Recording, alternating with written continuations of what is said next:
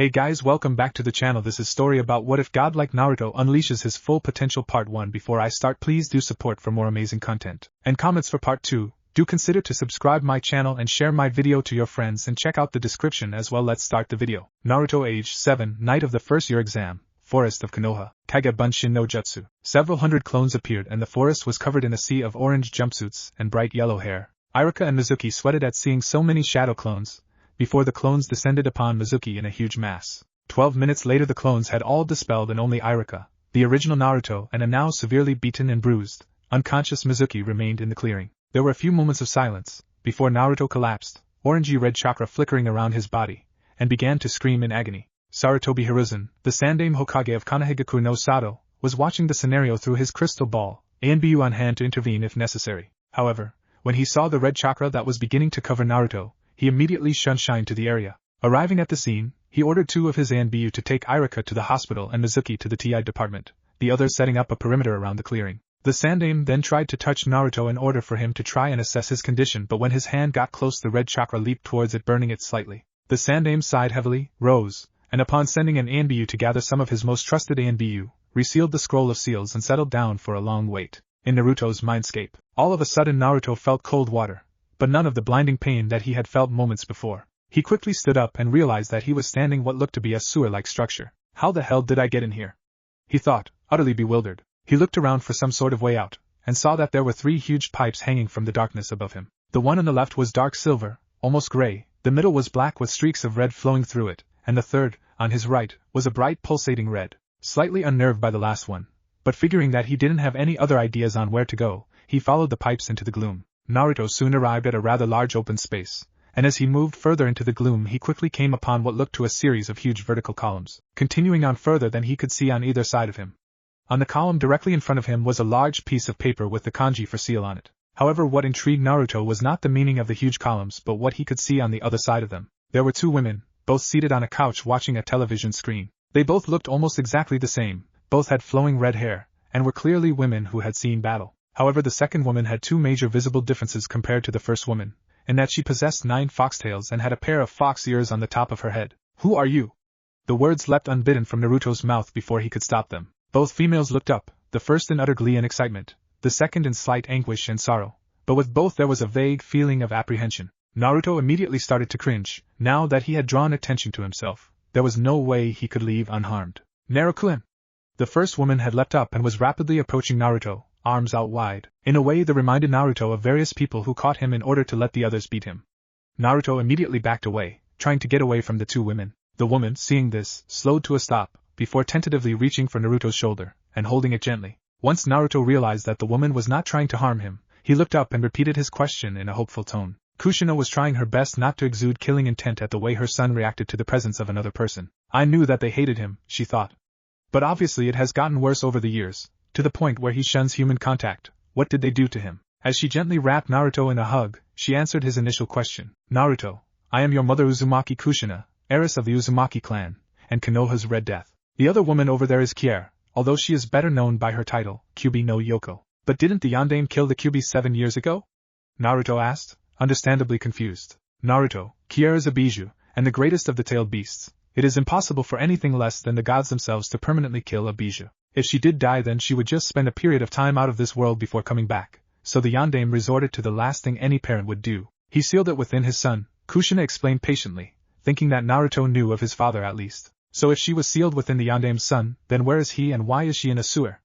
Naruto asked, not having made the connection. Naruto, this is no sewer, we are within your mindscape. The second woman, Kier, spoke up suddenly, seeing that Kushina was having difficulty saying it. But if we are within my mind, then that means the Kyubi was sealed within me, Naruto said, utterly relieved to finally know the truth behind why he was treated so horribly. It took a few seconds before the full import of his mother's words hit him. Wait, do you mean that I am the son of the Yondaime? Naruto shouted, absolutely aghast with shock. Yeah, you're Minato and my son! Kushina exclaimed with glee. Why did no one tell me this?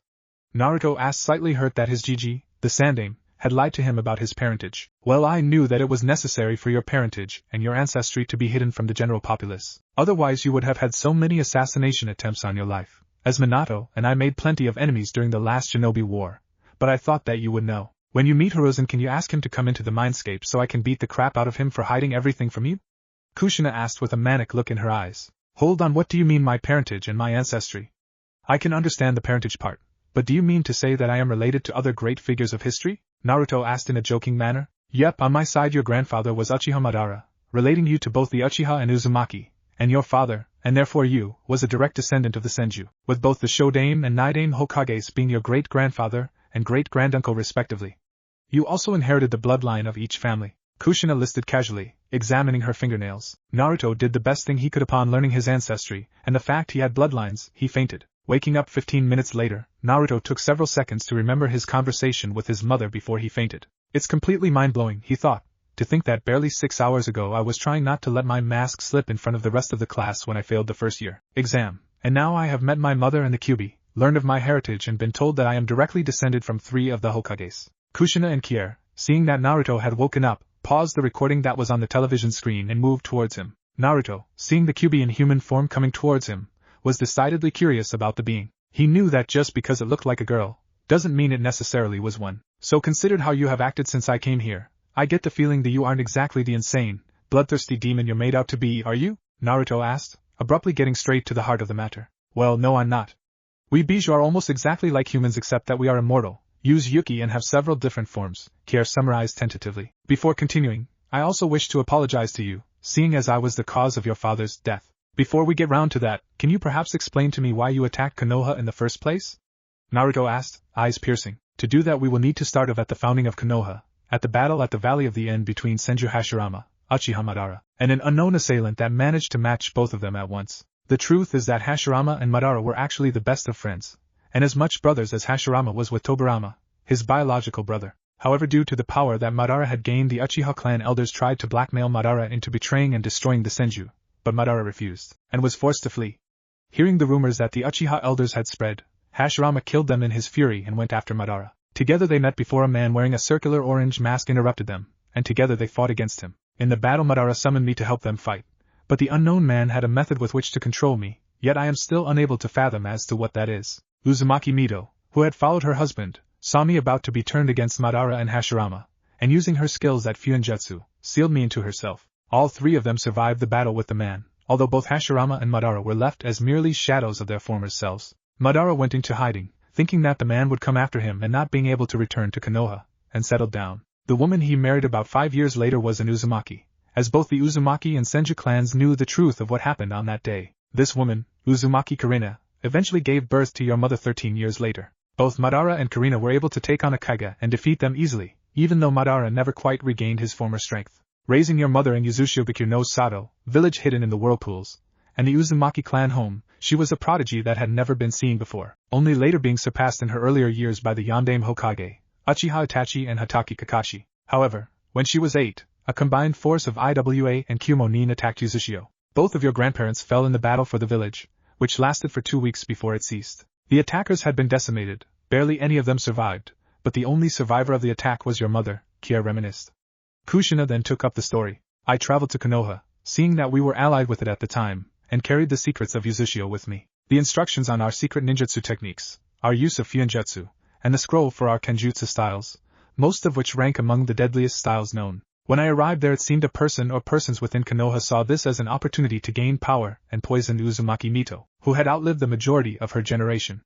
Over the next 4 years Mito was dying from the poison within her body. The only thing slowing it was her skill with Fuinjutsu. Over these years she taught me everything she knew, especially Fuinjutsu and Kenjutsu, to the point where my ceiling was beginning to rival hers and I had become the foremost Kenjutsu student within the village. She also taught me politics and economics, even jutsu creation. Then she died, but before she did Kier was passed on to me, as only the Uchiha, Senju or Uzumaki can control the power of Kier, Uchiha through their eyes, Senju through Mokuton, although only Shodame had the necessary affinities. The Uzumaki are able to control Kier's chakra either through using their own seals, or using an ability that all Uzumaki can learn called chakra chains. Thus it makes sense that we would be the ones to carry Kier. Okay, so I know how I am related to the Uchiha, but how am I related to the Senju, specifically to the Shodame and Nidame, through dad? Well, no one knows, but it is presumed that Minato's father was probably the son or grandson of the Shodame, who died sometime during the gap between the Second and Third Shinobi Wars. After the Second Shinobi War he simply disappeared off the map. Kushina answered in a rather annoyed tone. Okay, Naruto said brightly before quieting once again. Both Kushina and Kier simply waited, as they knew that Naruto would be in the middle of some heavy thinking right now, and would eventually have more questions to ask. The silence continued for about 5 minutes before Naruto spoke up once more. Ka-chan, Naruto started tentatively. If I am related to the Senju and Uchiha clans, wouldn't that mean I would have their bloodlines? I was wondering when you would get around to asking that, Naruto. Kushina smiled at her son, as the answer to that is yes. In fact, you have 3 bloodlines. What? Naruto was actually asking the question to try and dispute the fact that he was related to all these legendary people, but this made his mind crash to a halt. You have 3 bloodlines, Kushina repeated. You have the Sharingan, the Uchiha bloodline from me. Kushina demonstrated, activating her own 3-tomo Sharingan. You have large amounts of highly efficient chakra, allowing you to spam high-level jutsus and have an insanely increased lifespan. This even allows us to create solid things purely from chakra, from shuriken and kunai if one has enough chakra, even a house. The final bloodline you inherited is from the Senju, and is the only known skilled bloodline. Usually bloodlines are categorized into 3 sections: Dijitsus, chakra bloodlines, and body bloodlines. However, the Senju bloodline is none of these, although it is heavily related to a chakra bloodline. The Senju bloodline allows a member to completely master and take the field of ninjutsu so that they study to unprecedented heights. For example, the Shodain chose elemental ninjutsu to master and took his earth and water affinities to the point where he could combine them into his legendary Mokutan. While his brother also chose elemental ninjutsu, he only had a water affinity but completely mastered the essence of water. Your father chose space-time ninjutsu, but was also very good at chakra manipulation, while Tsunade of the Sannin specializes in medical ninjutsu. Naruto's mind was in complete and utter shock at the thought of having such great bloodlines. With all of these 3 bloodlines alone, Naruto has the potential to be the greatest shinobi in history, discounting the Rikudo Sannin. Both Kushina and Kier had these thoughts running through their heads. Wait a minute, Naruto spoke up once more. If I had these bloodlines, wouldn't someone have noticed by now, or something happened? Ordinarily that would have been the case, especially with your Uzumaki and Uchiha bloodlines, but that damn seal that was on your back delayed the onset of your bloodlines and limited your capabilities to being pathetically weak. It even blocked off more than half of your brain's cognitive capabilities, Kushina answered in a disgusted tone. Is there any way we can get it off from here?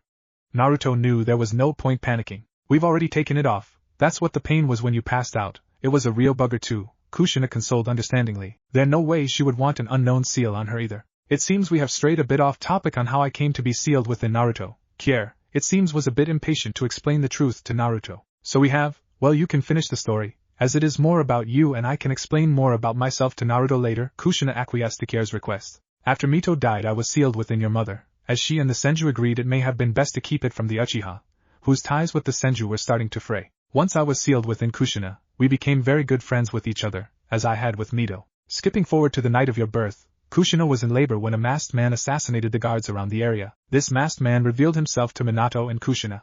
He used you as blackmail to leave Kushina facing him alone, while your father was getting you to safety. This was more than enough time for the masked man to defeat and constrain her, and he began to pull me out of her body. Once he controlled me and forced me to attack Konoha. Your father resorted to using Fuinjutsu that he had devised to seal me within you. The seal he devised was the only of its kind, as it is slowly taking my Yuki and transforming into your chakra, thus constantly increasing your chakra reserves. But the reason I explained earlier about the battle at the Valley of the End was because the masked man wore the exact same mask as that man did. So obviously it is either the same man or some organization. Kier looked down before continuing. It was due to me that you lost any chance of having a father, so I beg for your forgiveness. There was a moment of silence following these words as Kushina had lost the ability to speak and Naruto was perplexed as to why she would ask for such a thing. Kier-chan, there is no need for you to ask for forgiveness, as you did not have a choice in attacking Konoha. The masked man is to blame for my father's death and the destruction it wrought on Konoha, Naruto said, hugging the demon in human form. Kier began crying as she hugged Naruto before smiling. Naruto, I promise I shall help you to the best of my abilities in whatever endeavor you make as long it is involved in fighting or training. Naruto was shocked that Kier had made such promise to him. However, before he could respond he felt a tug, trying to draw him from his mindscape. Well, it seems they are trying to wake you up, Naruto. Okay, when you wake up tell the Sandaime that you know the full truth about your heritage, parents and Kier. He should know what to do. Also, know that the seal is gone. We shall be able to speak to you while you are conscious, and ask if you can bring him and those he trusts and like you into the mindscape to make it easier to explain things. Kushina said in a rush as Naruto began fading back to the conscious world. Konoha Hospital. 1.5 hours later in real world. Vibrant blue eyes blearily opened to see the masked face of the dog Anbu shaking him softly in desperation. A few moments later the Anbu stopped, seeing that Naruto's eyes had opened, and stepped back silently. Naruto glanced around what seemed to be his bed within the hospital to see the Hokage, and dog, cat, snake, raven, weasel and turtle masked Anbu gathered around his bed. The Hokage, Seeing Dog step back, realized that Naruto had woken up and moved swiftly over to him. Naruto, I must know what happened, Hiruzen said in a rather stern tone. Gigi, I need to talk to you in private with those you trust and like me, which are probably only the 6 ANBU that are here, Naruto said quietly. The 6 ANBU pricked up at this news. Before Cat ended up asking the question, how were you able to tell we were there? There's no way you should have known. I don't know how I knew, I just did. It was like there was an energy that I could sense within each of you, Naruto explained apprehensively. So it seems Naruto is a sensor ninja, Hiruzen thought with slight wonderment. Well then, can you tell us if there are people eavesdropping on us? The Hokage asked, although he was also checking with Snake, who also had a similar sort of ability. Naruto was quiet for a moment, before speaking up. Gigi, he said quietly, there is someone using chakra 2 windows down, and directing the chakra to this room. Immediately 2 of the ANBU, Raven and Weasel, disappeared in blurs of speed. The Hokage, ANBU and Naruto heard the sounds of a light scuffle before they reappeared within a man, bound and unconscious between them. The Hokage, seeing the root insignia on the man's blank mask, immediately ordered Cat to send for Inoichi, the best of the Yamanaka Mindwalkers, and head to the Yamanaka clan. After Cat had disappeared with a Shunshin, he ordered Raven, Dog and Snake to stay with Naruto, before he, Weasel and Turtle Shunshined away as well. Before long Naruto was fast asleep and the 3 remaining ANBU had dispersed themselves around the room. As Raven watched over the sleeping child, she considered what to get Naruto for his birthday in a few weeks' time, as October the 10th was rapidly approaching. But she and the ANBU guarding Naruto knew what a dangerous situation Naruto's birthdays were, so they got him presents a few weeks early. She, along with Snake and Weasel, were setting the date to give Naruto presents as September the 29th, while Cat, Dog and Turtle were setting theirs for the 30th, a mere day later. Any later and it was October, the month where Naruto spent most of his time hiding out and scrounging for food, although the majority of the ANBU tried their best to help him, even giving rooms for the night. As Raven listened to the sounds of merchants plying their trades in the market, she realized that it was almost time for the traders to return to Konoha, as they came on a seasonal basis. Knowing that the traders adored Naruto for his sweet attitude, she came to the conclusion that she would be able to get Naruto something good and unusual, at the same time as making a bargain as they lowered the prices of their wares for Naruto. In fact, if she could get Naruto to come along with her and browse the wares for what he want himself, conveying her plan to Dog and Snake through hand signals, they had to admit it was a good plan, and made a note to inform the others when they returned. Around half an hour later, and informed the ANBU of their results with the root member. Inoichi had walked through his mindscape and found evidence of some of Danzo's dealings. They then had formulated an infiltration which revolved around Dog putting a hidden tracking seal on the man, and erasing the man's memories of his capture, and inserting false information. This was done to make it seem that there was only normal things that involved Naruto, and allowed them to find Danzo's root bases within the city. Hiruzen took this precaution, as Danzo had always been highly interested in possessing Naruto in order to turn him into one of his mindless automatons and gaining more power behind him. As he considered this, he was overcome by anger at how far Konoha had descended from its original values and swore that it was time to regain control over the city. As the ANBU listened to their Hokage, they could see quite clearly that the Kami no Shinobi was back. Early next morning, Hokage's office. Hiruzen frowned as he sent away 2 ANBU teams to send for his 2 students Jiraiya and Tsunade, to come back to Konoha immediately, even authorizing his ANBU the use of deadly force in order to retrieve them. He was planning to get them back into Konoha to replace his current advisors, as he knew that the council elders were the source of him losing most of his power after Minato died. After that goal was completed, he was going to slowly regain most of his power, as with Tsunade and Jiraiya as his advisors he would have their support, and he would be able to rebuild Konoha to its former glory. His main concerns were the number of secrets held within Konoha, the running of the academy, and the descent of the hospital, along with the loss of many shinobi that specialized in areas outside of taijutsu, ninjutsu and genjutsu. He was also going to go over many of the laws regarding the shinobi bloodline clans, especially if they were down to their last few members, such as the Yuki clan survivors that teams of ANBU and Naruto had retrieved from the Kiri bloodline purge,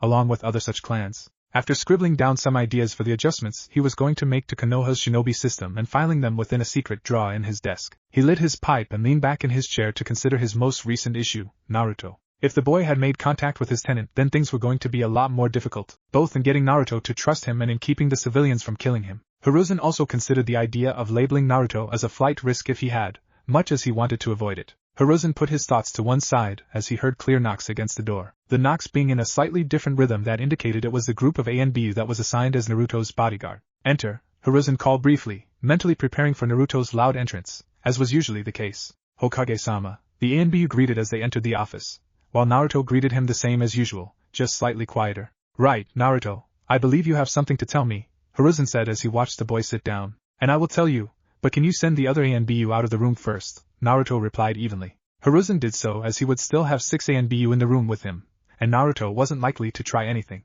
Gigi, are you sure you have sent out all the other ANBU?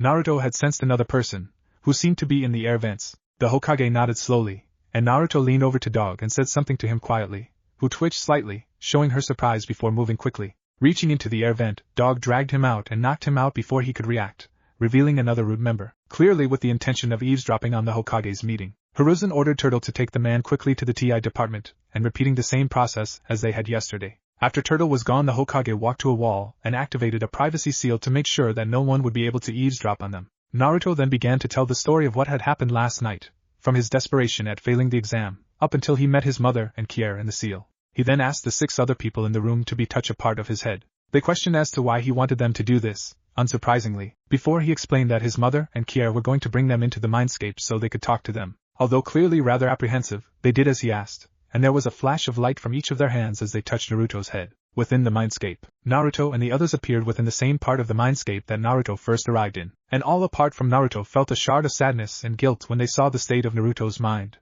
Finally it made them all the more determined to help the blonde. Naruto began to eagerly lead them towards Kier's prison, as he had named that room-like structure in his mind, although in the beginning the others, especially the ANBU, were rather grudging of their situation. When they had reached the set of huge prison bars, though they were even more tentative, as each of them had rather vivid memories of the Kyuubi when it attacked Konoha. All of them were stunned as they beheld Kushina and Kier behind the bars, apart from Naruto, who rushed forward shouting, "Ka-chan, Kier-chan!" Both women looked up eagerly at the boy who was racing towards them. They embraced him as he jumped into the arms of his mother before giving Kier a hug and lying down on the now vacated sofa. After introductions and the briefest explanations as to Kier's current form, they turned to Naruto to find that he had fallen asleep. Poor boy, must still be exhausted from last night. The young do need a lot of sleep after all, Hiruzen chuckled, and the others smiled at the sleeping boy. "NBU, I believe you can remove your masks here as we are among friends, and they can't tell anyone anyway, apart from Naruto that is, but he is going to know soon enough anyhow," Hiruzen said cordially. The ANBU proceeded to slowly remove their masks, one after the other. Raven was revealed to be Yuhi Kurinai, Snake was Mitarashi Enko, and Cat was Yuzuki Yugao. Weasel then revealed himself to be Uchiha Itachi. Dog reached up ever so slowly to his mask, making everyone roll their eyes, before he removed his mask to reveal another mask. Everyone face-faulted at the sight. He then introduced himself as Hatake Kakashi, before the Hokage mentioned something about his true self. Kakashi released the genjutsu without any fuss, revealing a white-haired version of Kurinai and twin 3-tomo Sharingans spinning in either eye, as Rin had accidentally coded the Sharingan into Kakashi's DNA. Kakashi then reintroduced himself as Hatake Kanako. However, she didn't get the reaction of surprise that she wanted as het teammates, and the Hokage already knew. She had told Kushina when she became part of Minato's Genin team, and the Kyuubi knew as she used her sense of smell to determine her gender under the Genjutsu Fuinjutsu combo. And Naruto, the only person who didn't know, was still asleep. The 7 humans and 1 Bijou then began talking of what they were going to do with Naruto's training and the treatment in his life so far. When the subject of his treatment came up, Kushina looked close to beating the crap out of the Sandame, but refrained, as she understood that as the Hokage, there were limitations as to what he could do for Naruto. They settled that, as the hope for Naruto having a normal childhood was already ruined, he would be trained in secret by the 6 ANBU guarding him, along with Kushina and the Kier. When the ANBU and the Hokage learned the truth of what happened on the night of Kier's attack on Konoha, they were disbelieving at first, but after Kushina showed her own memories of the incident, they quickly forgave Kier. They concluded that Naruto would be trained privately by the ANBU in Taijutsu, Ninjutsu, Genjutsu and Kenjutsu. He would also be training in his bloodlines with Itachi and Kushina, and he and Kanako would both be learning Fuinjutsu from Kushina in the mindscape. They finally concluded that he would also be training and controlling Kier's power with Kier, although all the ANBU had to be present when he did, in order for safety reasons. They knew that once word got out of who Naruto actually was, and the fact that he had 3 bloodlines, he would be hunted for almost the remainder of his life, unless he was strong enough to defend himself from some of the strongest shinobi on the planet. They then woke Naruto up and explained the situation. Although surprised that Dog was actually a girl, the fact soon paled in comparison of his emotions when he realized that he was going to be privately trained by his best friends. As at the time Naruto had around 2 months before the academy started again, there was no problem with Naruto be trained all day every day, although everyone training him would never forget the look of sheer horror on his face when he first received his timetable from his teachers. Flashback. Naruto was unsure that they were intending for him to survive his training as he looked over the timetable his senseis had handed him. The Hokage had allowed the use of his private training ground for Naruto's training, and all of the 6 ANB were eager to be finally training their young charge. Monday through Friday, 5:30 wake up, 75 push-ups, sit-ups and squats, 20 laps around training ground with Guy. 6:15-6:30 shower and breakfast. 6:30-9:00 chakra control with Kakano and Kurinai. 9:00-12:00 ninjutsu with Kakano and Itachi or Genjutsu with Kurinai and Yugao. 12:00-12:45 lunch. 12:45-3:00 taijutsu with Guy or weapons handling and traps with Anko. 3:00-6:00 Fuinjutsu with Kushina and Mindscape, accompanied by Kanako. 6:00-7:30 academic studies on tactics and strategy, along with other academic theory. 7:30-8:00 dinner, wash up. 8:00-9:30 homework, personal training. 9:30 lights out. Naruto looked up at his teachers in complete horror, but Yugao, seeing the face he was making and lips quirking in amusement, gave him his timetable for the weekends. Saturday. 6:30 wake up, light warm up. 6:45-9:30 Kenjutsu basics and practice with Yugao. 9:30-10:00 breakfast, shower. 10:00-1:00 bloodline training with Itachi and Kushina. 1:00-4:00 academic studies from the academy. 4:00-9:00 free time. 9:00 lights out. Sunday. 9:00 wake up, breakfast, shower. 9:45-12:00 ninjutsu practice. 12:00-9:00 homework, private training, and free time. 9:00 lights out. Naruto looked at the timetable in shock, before grumbling under his breath, knowing he needed this training, and that although it would be tough, it should also be really fun. Wait a minute, what about the academy? I mean, I can't be doing this when I need to go to the academy, Naruto asked. We will teach you a clone technique, called the blood clone, that will allow you to send a clone to the academy and learn the basic information there, such as history, which we don't have time to be teaching you. In many of your lessons with us we will be using the shadow clone technique that you learned from the Forbidden Scroll, as it retains knowledge that it has learned, including muscle memory, ninjutsu, chakra control and fuinjutsu. In fact, it retains pretty much everything apart from muscle training, allowing you to learn multiple things at once, Kanako explained, not taking her eyes off a small orange book that she was reading called Ika Ika Paradise. As today is a Saturday, we shall rest for the remainder of today, then tomorrow we shall be buying your equipment, such as shinobi clothes, practice weapons, sealing supplies, and books on chakra control, survival and cooking. The next day the training will begin, Itachi said, in a calm voice. Naruto saw a gleam of excitement within Anko's eyes that made him sure he had no idea what he had gotten himself into. On Monday morning he showed up at the Hokage's private training ground wearing the shinobi clothes that he had been bought yesterday, black combat boots, black pants that were tucked into the boots, black long-sleeved shirt that melded to his torso and arms and had a black hood, and a light gray combat vest with extra pockets, a high collar, and dark orange outlines. He had his kunai holster strapped to his left thigh, with his shuriken holster strapped to his right. As he watched Guy walk into the training ground with his ANBU gear and mask on, he felt an irresistible urge that this was going to hurt. He was right, as 45 minutes later he was limping home trying to quicken his pace as his legs began to seize up. As he ate a healthy breakfast he internally groaned as he realized that if all his training sessions were like this, he was going to hurt like crazy tomorrow, and the day after, and the day after that. In fact, he wasn't going to stop hurting. He heard giggles from his mother and Kiara as they heard his thoughts and he sighed.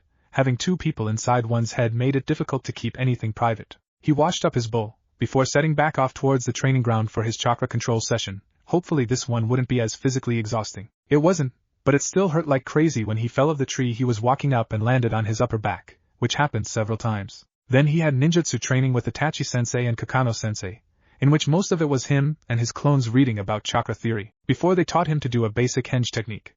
Naruto quickly saw the possible applications in the technique, and made a mental note to his mother to remind him to send 50 henged shadow clones to the library on Sunday. Naruto then went home in order to have lunch, before returning for his lesson in kunai and shuriken handling and practice from Anko-sensei. It was pretty dull once one learned the proper way to throw kunai and shuriken, as after that it was pure repetition and practice, but Naruto stuck with it, knowing that it may one day save his life. Fuinjutsu with Ka-chan and Kakano-sensei in the mindscape was pretty fun, as he learned the basic kanji needed for beginner seals, although he had clones practicing perfecting his writing. The hour and a half of academic studies after that was slow and boring, but learning about the importance of strategy made him perk up, as he would do anything necessary to save the lives of his friends and family. All in all, by the time dinner came around he was both physically and mentally exhausted, and he still had hand seals to practice afterwards. Flashback end. It had been 2 years since the beginning of his training and Naruto had completely broken anyone's expectations of him. As he could now go toe-to-toe with ANBU captains, he would lose, but he could still give them a challenge. Anyone below that sort of skill level he could beat. His taijutsu was insanely strong, and he was creating his own personal style from a mix of Goken, the Uchiha Interceptor style, and the Uzumaki Phoenix style. His ninjutsu was impressive, as he knew various DS rank techniques for each of his affinities, which were water, lightning, wind, and earth. Although he had mastered his water, wind, and lightning affinities, he still needed to work on his earth affinities, but had managed to combine his water and wind into ice due to his Senju bloodline. His kenjutsu was at the point where he could go up against some of the top kenjutsu masters in the elemental nations and win, as he had, with the use of Kage Bunshin, perfected the Uzumaki style and dances, which were some of the best. His genjutsu, though impressive for his age and still better than most, was the weakest of his fields, as being the Jinchuriki of the Kyuubi made controlling and fine-tuning genjutsu difficult. His Fuinjutsu was his most impressive field, however, as he was considered equal by his mother to Uzumaki Mito, the best Fuinjutsu user in history. His Sharingan had 2 tomos in each eye, meaning that he could see chakra and see incoming moves, but couldn't copy the techniques of others. He primarily used his Uzumaki bloodline in order to be able to write his seals in midair, and to create chakra chains in battle, although he occasionally used it to create wings of his chakra attached to his back and fly over Konoha. Things had gotten better in Konoha over the past few years. The Hokage had regained back most of his former influence in the village. The council elders had been retired and Tsunade had replaced them. Jiraiya had escaped from being an elder due to the responsibilities of his spy ring. Although he had established a ring in Konoha to help the Hokage ferret out secrets within the village, Tsunade had, after some persuasion, returned to Konoha and replaced the 2 advisors, Hamura and Koharu, along with being appointed the head of Konoha's hospital. She now conducted courses for potential medic needs along with her apprentice, Shizun, although she had become quite doting over Naruto, after learning that he was the last male senju. After the responsibility of the academy was placed back into shinobi hands, the courses were much more about them surviving the shinobi lifestyle than learning history or flower pressing. As such, many of the civilian children dropped out, especially if they were fangirls. By this time, however, the dope Naruto had already been established, and he didn't really care anyway, as he was years ahead of his class. His blood clone had a lot of fun skipping out on class and pulling massive pranks. Things had gotten so well that Kakano was able to fully take off her Kakashi persona without fear of being turned into a breeding machine by the civilian council. Finally, the most drastic thing that had happened was Danzo being run out of Konoha, as a few months ago the ANBU had finally moved against the hidden root bases within the village, as the Hokage had used the root he had caught against Danzo, amassing a huge amount of information on his activities. They had succeeded with capturing the majority of the root shinobi, but Danzo had managed to flee with some of his upper echelon. Naruto had used his Fuinjutsu to take off many of the seals on the captured root shinobi, and had managed to gain a friend called Sai, who was now utterly loyal to Naruto. It was rather awkward when he started following Naruto around incessantly, but he believed that Naruto was worth it, as he knew Naruto had saved him from becoming a weapon. After a month, the ANBU shrugged and began training him too, although Danzo's exile paled in comparison to the mission Itachi had to carry out 2 months ago, as he had to kill his father, Uchiha Fugaku, and several other clan members after they had slaughtered the rest of his clan. Fugaku had escaped after he had used Tsukunomi on Sasuke, Itachi's younger brother, to convince him that it was Itachi that had killed the rest of the clan. After this, Itachi was forced to flee Konoha and be branded an S-rank missing nin, although he still received missions from the Hokage. At the moment he was on orders to infiltrate an organization known as Akatsuki, and had found out 3 key things about them. 1. It was an organization that was trying to protect the Jinchuriki of the Bijou from another organization known as Kyuriai. 2. The leader of the organization possessed the Rinnegan, and 3. Orochimaru was part of the organization and was innocent of his crimes, and Danzo was behind the inhumane experimentations. The only people who knew of Itachi's current situation were his former ANBU teammates, Naruto and Sai, the Hokage, Tsunade and Jiraiya, and the shinobi clan heads. Itachi's information provided a link between Danzo and files that had been found in his quarters pertaining to the group called Kyuriai. Naruto, in Itachi's absence, had become good friends with his mother, Uchiha Mikoto, and had received a new sensei called Gekko Hate, who was the second of Konoha's 2 sword masters, the first being Yugao. The 2 regularly went into Naruto's mindscape with him in order to receive kenjutsu training from Kushina, whose skill with swords had been legendary when she was around. At the moment Naruto, Sai, Kanako, Yugao, Enko, Kurenai, Guy, and Hate stood in the Hokage's office, having received a visit from ANBU telling them to be here. Hiruzen looked at each of them, hoping to use this mission as a chance to get Naruto and Sai used to facing other shinobi, as both had done several C ranks as a pair, but he wasn't completely sure the 2 were up to it alone. Alright, you 8 are here for an S-rank mission, the Sandame started before he was interrupted. GG, are you feeling alright? Naruto asked. The idea of the Sandame giving him an S rank at his age was preposterous. Naruto, I can assure you I feel perfectly fine. Now, as to what this mission entails, you have all heard of the current Kiri bloodline purge, is that correct? Receiving mute nods, he continued, they are eliminating bloodlines, and although we shouldn't interfere, I am sending you 8 to retrieve surviving members of as many bloodline clans as possible to bring them back to Konoha so they can live in peace. Priority clans are those that already had small or dwindling numbers to begin with, as their bloodlines are the most likely to be eradicated. Due to our information from Jiraiya's spy network, we are able to give you the general locations for many Bloodline survivor groups. But it is likely that these locations won't last for long, therefore you will have to split up into 2 teams. Gigi, why are Sai and I here, rather than more experienced ANBU members? Naruto questioned seriously, understanding the gravity of this mission. All of our ANBU that are experienced enough for this missions are out of the village, and you are very capable yourself. After all, you two were taught by some of the best, Hiruzen explained.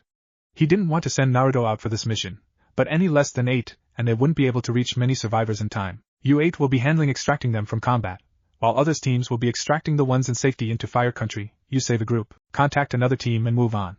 You will be both saving lives and benefiting Konoha, Hiruzen outlined. You have 3 hours to prepare, and remember to take extra supplies as you will be going into a war zone, and that the injured may need them. The extraction force is gathering at the west gate. Naruto watched on in wonderment as 78 ANBU members gathered at the main gate along with him and Sai, a fair few of them being former Root members. It was the largest gathering of senior shinobi he had ever seen, and thankfully he didn't have to put up with disparaging remarks as both he and Sai had sparred a number of them and won. For this mission, they had both been given ANBU masks, Fox for Naruto, ironically, and Hawk for Sai. They had been put on a team with Kanako and Anko, while Yugao, Kurenai, Hate and Guy formed the other combat team. The rumor of Naruto and Sai being trained by the top had circulated around ANBU, and they welcomed the two better than they did with most new rookies. Naruto withdrew one of his twin ninjato from a man's chest as the encounter ended. His team was outside of the Yuki clan compound in Kirigakure no Sato, and were defending against waves of Bloodline haters as 2 other teams evacuated the remaining Yuki clan members and cut their way out of the city to the rendezvous point. There were only around 15 adults remaining, along with around 25 children and babies.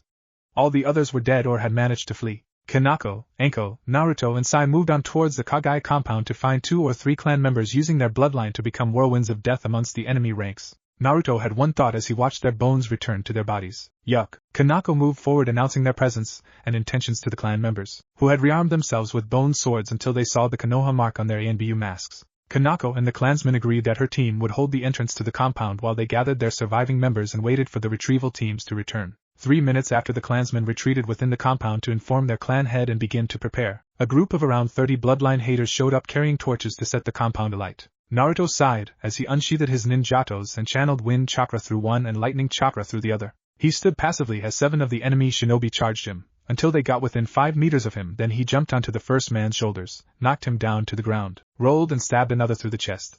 He didn't know that he had unconsciously used his Uzumaki bloodline and created wings of solid, blazing chakra behind him. The fight, lasting 2 days and a night, was later labeled Bone Fires and earned him a place in the bingo book at the age of 9 as Deathly Angel. At the rendezvous point, several days later, Kanako's team walked wearily into the campsite they had labeled as the rendezvous point after retrieval was completed. They were covered in blood, having been fighting constantly for the last few days. They were the last team out, all the others already gathered, along with around 200 bloodline survivors of various clans, the biggest being the Kagaya and the Okami, a clan that possessed the wolf summoning contract. As the ANBU guarding the camp announced that the last team had arrived, they were given 3 hours to clean themselves up and prepare their equipment. Thankfully, due to the fact that their team and Yugao's team had the element of surprise on their side, either had sustained losses, and the other teams had avoided contact and snuck their charges out of the village. As Naruto took a makeshift shower, he reflected that although they had retrieved all the survivors in the various compounds and those that were hiding out, there was still a high likelihood that some had escaped. He remembered the Yuki clan and decided that they, along with the Okami, were probably his favorite, as he had connections to both of them. Being the bearer of care gave him a connection to the Okami, while his Ice-style ninjutsu gave him a connection to the Yuki clan, as their bloodline allowed the use of Ice-style as well. Later, when the huge group began to move out towards Konoha, as all the survivors knew that Konoha treasured those with bloodlines and treated its shinobi as more than weapons, and pretty much all had agreed to live in Konoha.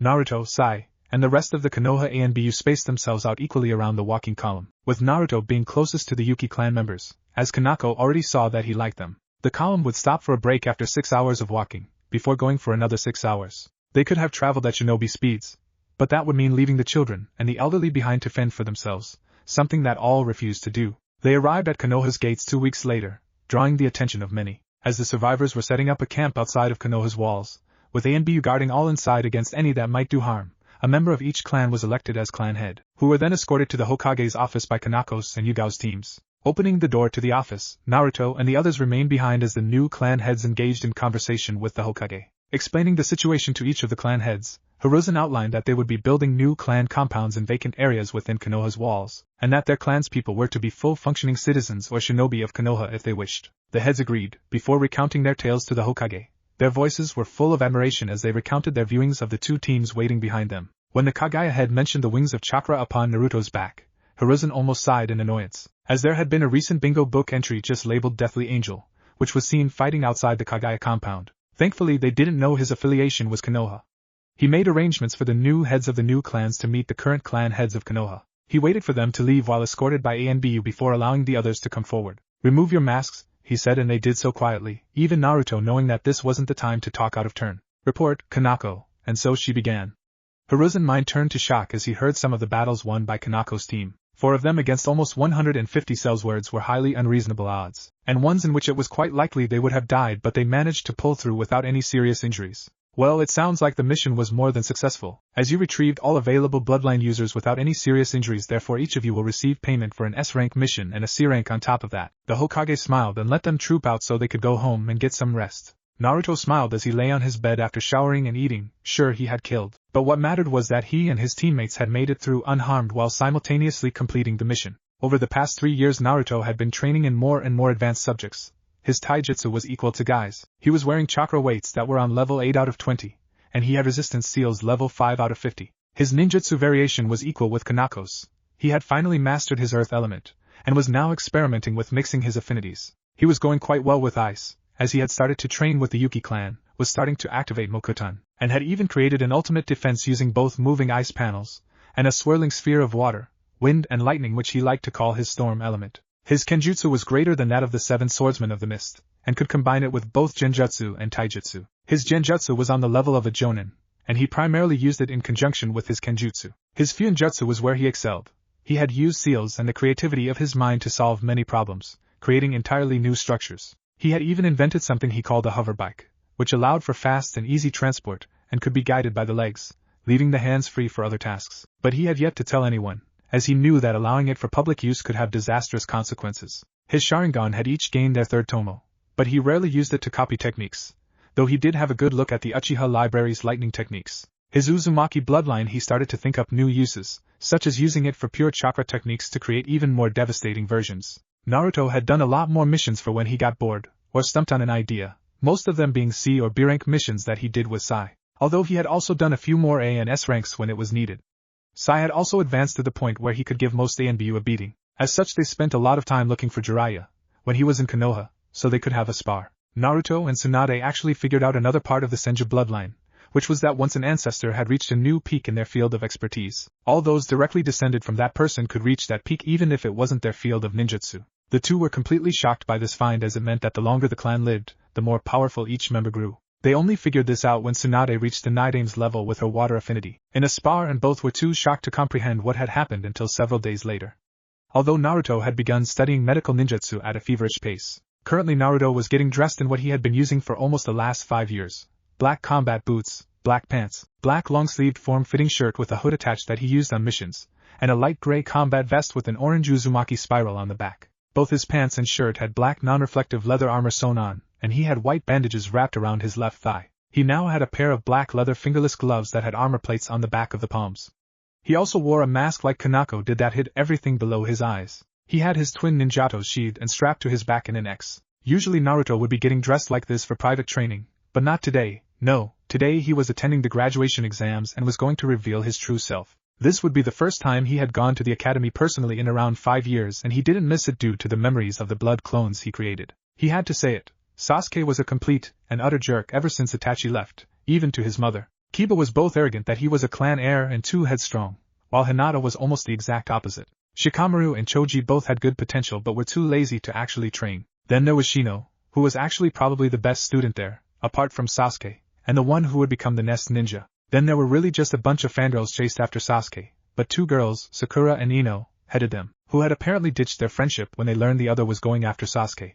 Stupid. Naruto walked into the academy an hour and a half early, and sat in a chair next to the window. He then unsealed a violin from a storage seal on his vest, and began playing, unaware that Iruka had just walked into the room. The Chunin stopped for a moment before shrugging, as he knew that Naruto was receiving private training from ANBU, and could probably kill him relatively easily. As he sorted through papers on his desk to prepare for the exam, he listened quietly to the sound of Naruto's violin. There were several times when he could envision a situation and the music would fit perfectly, and a chill would creep down his neck. As the time passed, other students began to walk into the classroom only to stop in silence as they saw Naruto playing the violin, before sitting down silently. When there were only a few minutes to go until the bell rang, everyone in the classroom heard the sound of drumming feet. Outside, as both Ino and Sakura raced towards the door of their classroom, they heard the sound of music emanating from the classroom. It must be Sasuke who is playing the violin so beautifully, they both thought.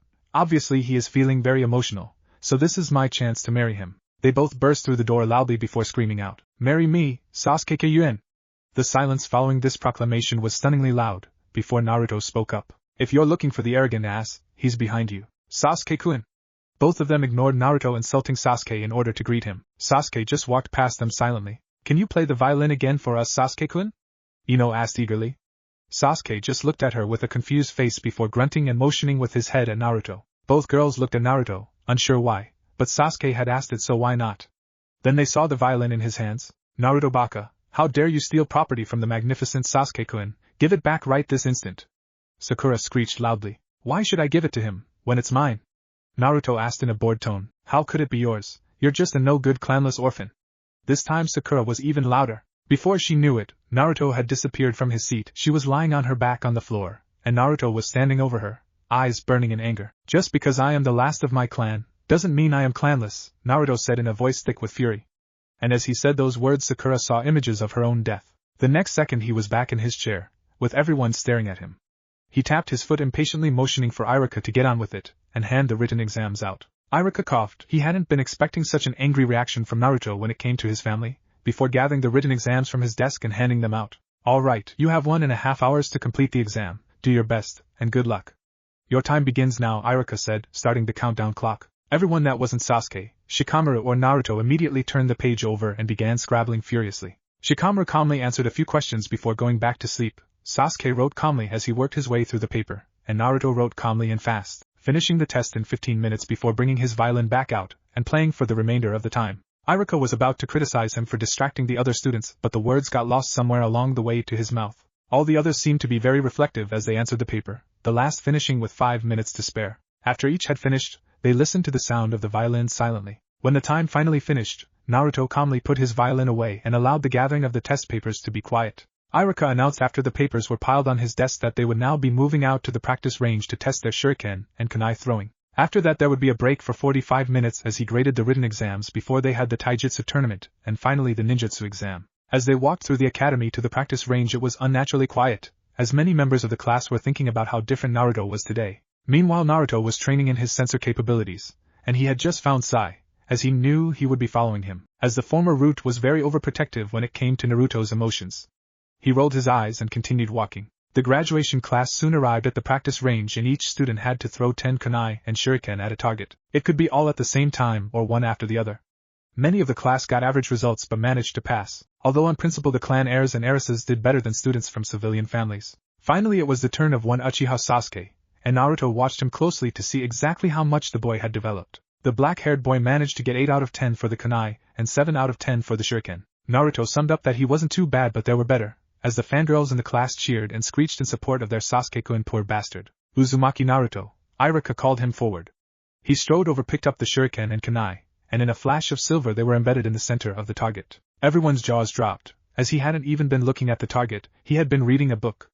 Naruto just went back to where he had been, leaning against a nearby tree. Everyone got over their shock as Iruka, who then quickly began walking back to the academy as he had a bunch of test papers to mark, announced the lunch break. Naruto just walked over to where he knew Sai was before engaging him in conversation. "You seem to be having fun," Sai commented. "How could I be having fun?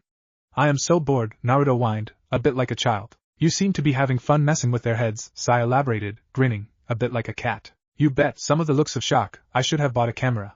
"Actually, I should have bought a camera," Naruto said, frowning in disappointment. The two of them continued to talk for the rest of the time, until Naruto had to go back to the academy for the tournament. "I would say goodbye, but I know you're just going to follow me so you can tell Enko-sensei how I did before I can," Naruto said, smiling. He knew his friend too well. Seeing his friend nod, he shook his head in exasperation before walking back to the academy. 3 minutes later he was rolling his eyes as Iruka explained the exam to the class. First they had to either survive sparring against him for 5 minutes, or beat him in those 5 minutes, before they would move on to the tournament. Many of the class suffered a few hits while sparring Iruka, even among the clan heirs, and no one managed to beat him, discounting Sasuke. Iruka called Naruto into the ring, and the blonde walked forward, slouched comfortably and pulled out the same book from before. Knowing that Naruto was trying to rile him up, Iruka stayed calm, and seeing that Naruto wouldn't be starting the spar, he charged. Naruto regarded Iruka lazily before disappearing in a blur of speed. The next second, everyone was watching as Iruka was trying to struggle futilely against the combination elbow-shoulder lock that Naruto had placed him in. He then tapped out, accepting the defeat. Naruto just strolled contently out of the ring, taking note of the jealous look that crossed Sasuke's face. The taijutsu tournament that followed was probably the most interesting part of the day, as it allowed Naruto to see how the clan heirs reacted in certain situations. Although he almost smashed his head into the wall when Shikamaru, after passing the rounds necessary to graduate, forfeited, saying it was just too troublesome to continue. Naruto passed through all of his fights easily, knocking out his opponents before they could react, using his insanely superior speed. Even his fight against Sasuke was a complete letdown, as one moment he was standing opposite Sasuke in the ring, the next he was standing where Sasuke had been, with the Uchiha unconscious at his feet. And the ninjutsu exam was a complete disappointment.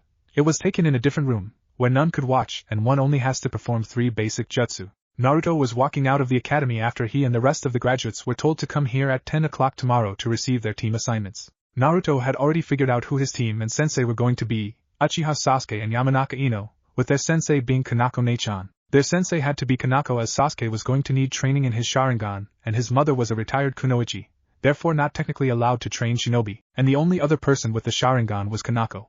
Meanwhile his teammates had to be Sasuke and Ino, as they were the rookie and the kunoichi of the year, which always gets put with the class dobe, in other words him, thanks to his clone. Although he did wonder exactly how they planned to deal with Sai, who refused to be on a team unless Naruto was on the same team. As such he spent much of his time on solo missions nowadays, but he was scheduled to take the upcoming Chunin exams in Konoha. Naruto spent his time working on a personal project of his at the moment, creating a way to get rid of Anko Nechan's cursed mark of heaven. As he was unable to come up with any answers at the moment, he was too distracted. He decided to go to the Hokage's jutsu library to see if there was a technique that he felt like learning, or perhaps give him inspiration for his own. Naruto loved making new jutsu. It was so cool, especially since he could get a basic idea of one within a few hours and could begin thinking of viable hand-sealed chains within days.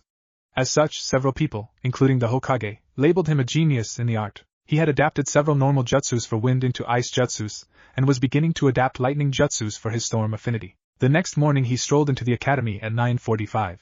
The only reason he was early was because he wanted to see what teams were assigned to Kurenai Nechan and Asuma. Otherwise he would have slept in a lot longer or gone off to Ichiraku Ramen. His blood clone had been right about that place. It was awesome. As he lolled in his chair in the classroom along with the other graduates while they were waiting for Iruka, Naruto could sense Kurenai and Asuma's chakra walking closer to the academy.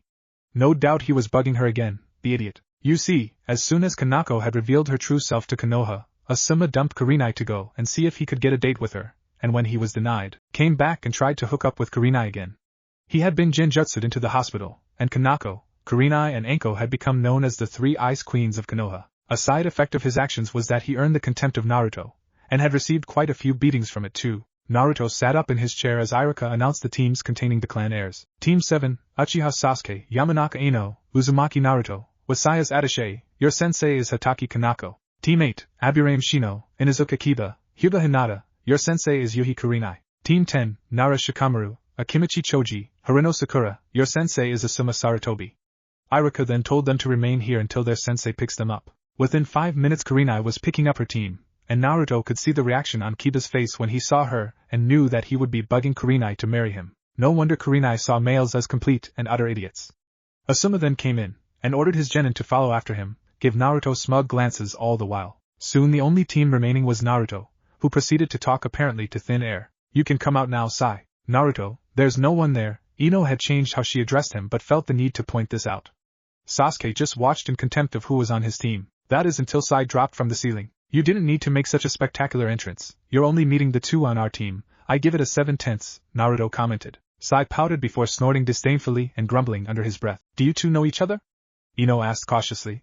So Naruto explained that they had been training together since they were 8, leaving out Sai's past with Danzo and Root. The team proceeded to split back up. Sasuke was brooding, Ino was fawning over him, Sai began to draw in his book, and Naruto brought a steaming bowl of hot ramen from one of his storage scrolls. This was how Kanako found them 1.5 hours later, except that Naruto was reading a scroll on storm chakra control exercises. She looked in the doorway, having already checked that no pranks were in the vicinity, and smiled at seeing Sai and Naruto, who she considered younger brothers. Team 7, meet me up on the roof in 5 minutes, she announced before disappearing with a shunshin. Naruto and Sai followed her example, shocking Ino and Sasuke. Sai disappeared in the classic leaf shunshin, while Naruto did a combination of water and lightning. Up on the roof, both rushed to Kakano and hugged her, shouting in joy at seeing their Nei-chan again, before Naruto asked her where she had been the last few days. Just an A-rank to destroy a bandit camp, Naruto and Sai nodded unconcerned. But before they could do anything more, the door to the stairwell opened and Sasuke and Ino walked out onto the roof. Kakano immediately went into business mode. She might relax with her ototos in private, but in public, especially on a mission, she treated them the same as all the others. Alright, let's begin by doing introductions. State your name, likes, dislikes, hobbies, specialties, and your dream. I will go first as Ino and Sasuke don't know me as well as you two. My name is Hitaki Kanako. I have a few likes, a few dislikes, a number of hobbies that you're too young to know. My specialty is in ninjutsu, but I can do moderately well in all the others, especially fuinjutsu. My dream, well, I don't need to tell you that, Kanako outlined with a straight face. Ino and Sasuke both had slight tick marks on their foreheads, while Naruto and Sai were desperately trying to control their laughter and failing. Kanako then motioned for Sai to introduce himself, as he was the other unknown to the academy too. My name is Sai.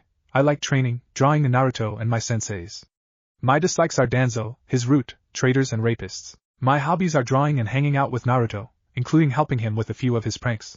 My specialty is ink-based ninjutsu and stealth. My dream is to kill Danzo and his root, in order to protect my friends. Ino was a little curious and asked Sai why he disliked Root and Danzo so much. Kakano and Naruto knew that she was treading on precarious ground and Naruto quickly began to introduce himself before she pushed Sai to answer. My name is Uzumaki Naruto.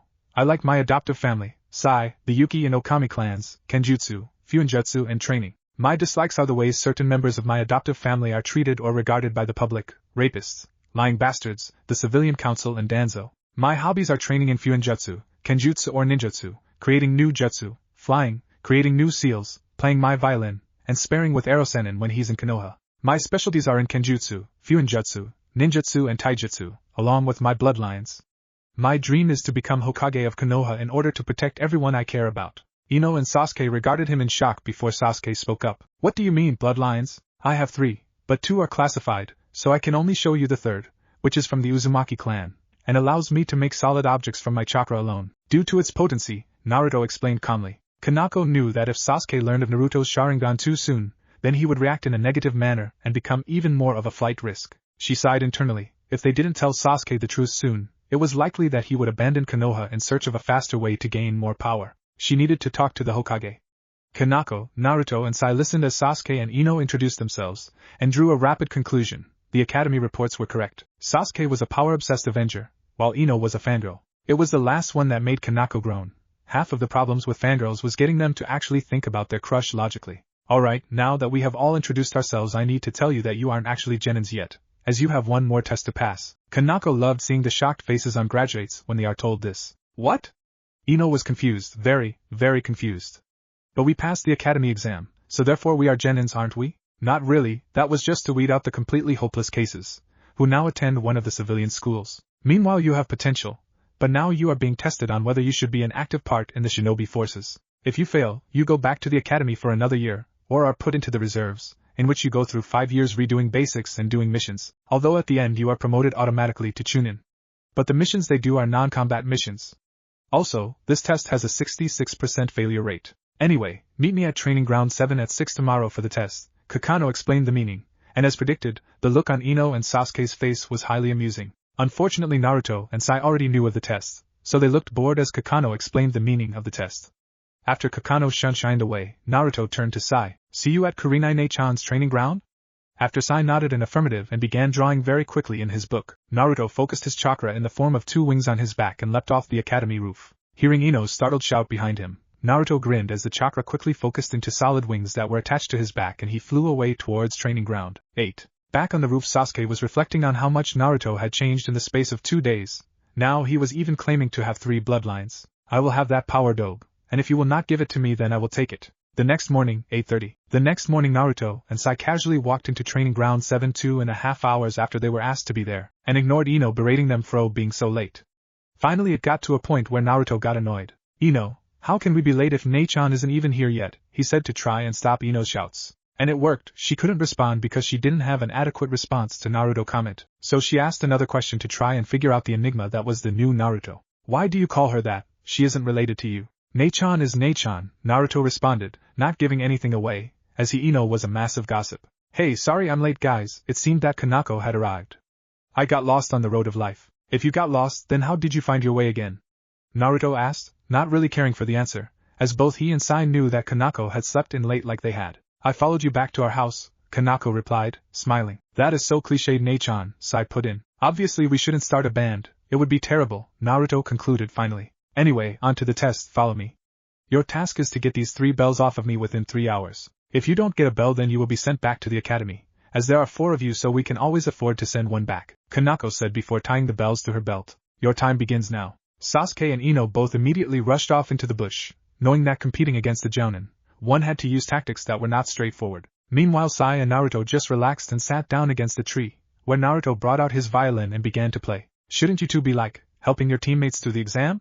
Kanako asked. We'll get them out of their situations after you have defeated them, and see if they respond well enough, which is unlikely, Sai explained in a relaxed manner. Kanako's only response was the sweat drop. Half an hour later Sasuke got impatient and threw several kunai at Kanako, before moving forward and engaging her in taijutsu. And although Sasuke was the best in their age group discounting Naruto and Sai, Kanako was a Jounin who was several years older, had a lot more experience, and was simply a lot better.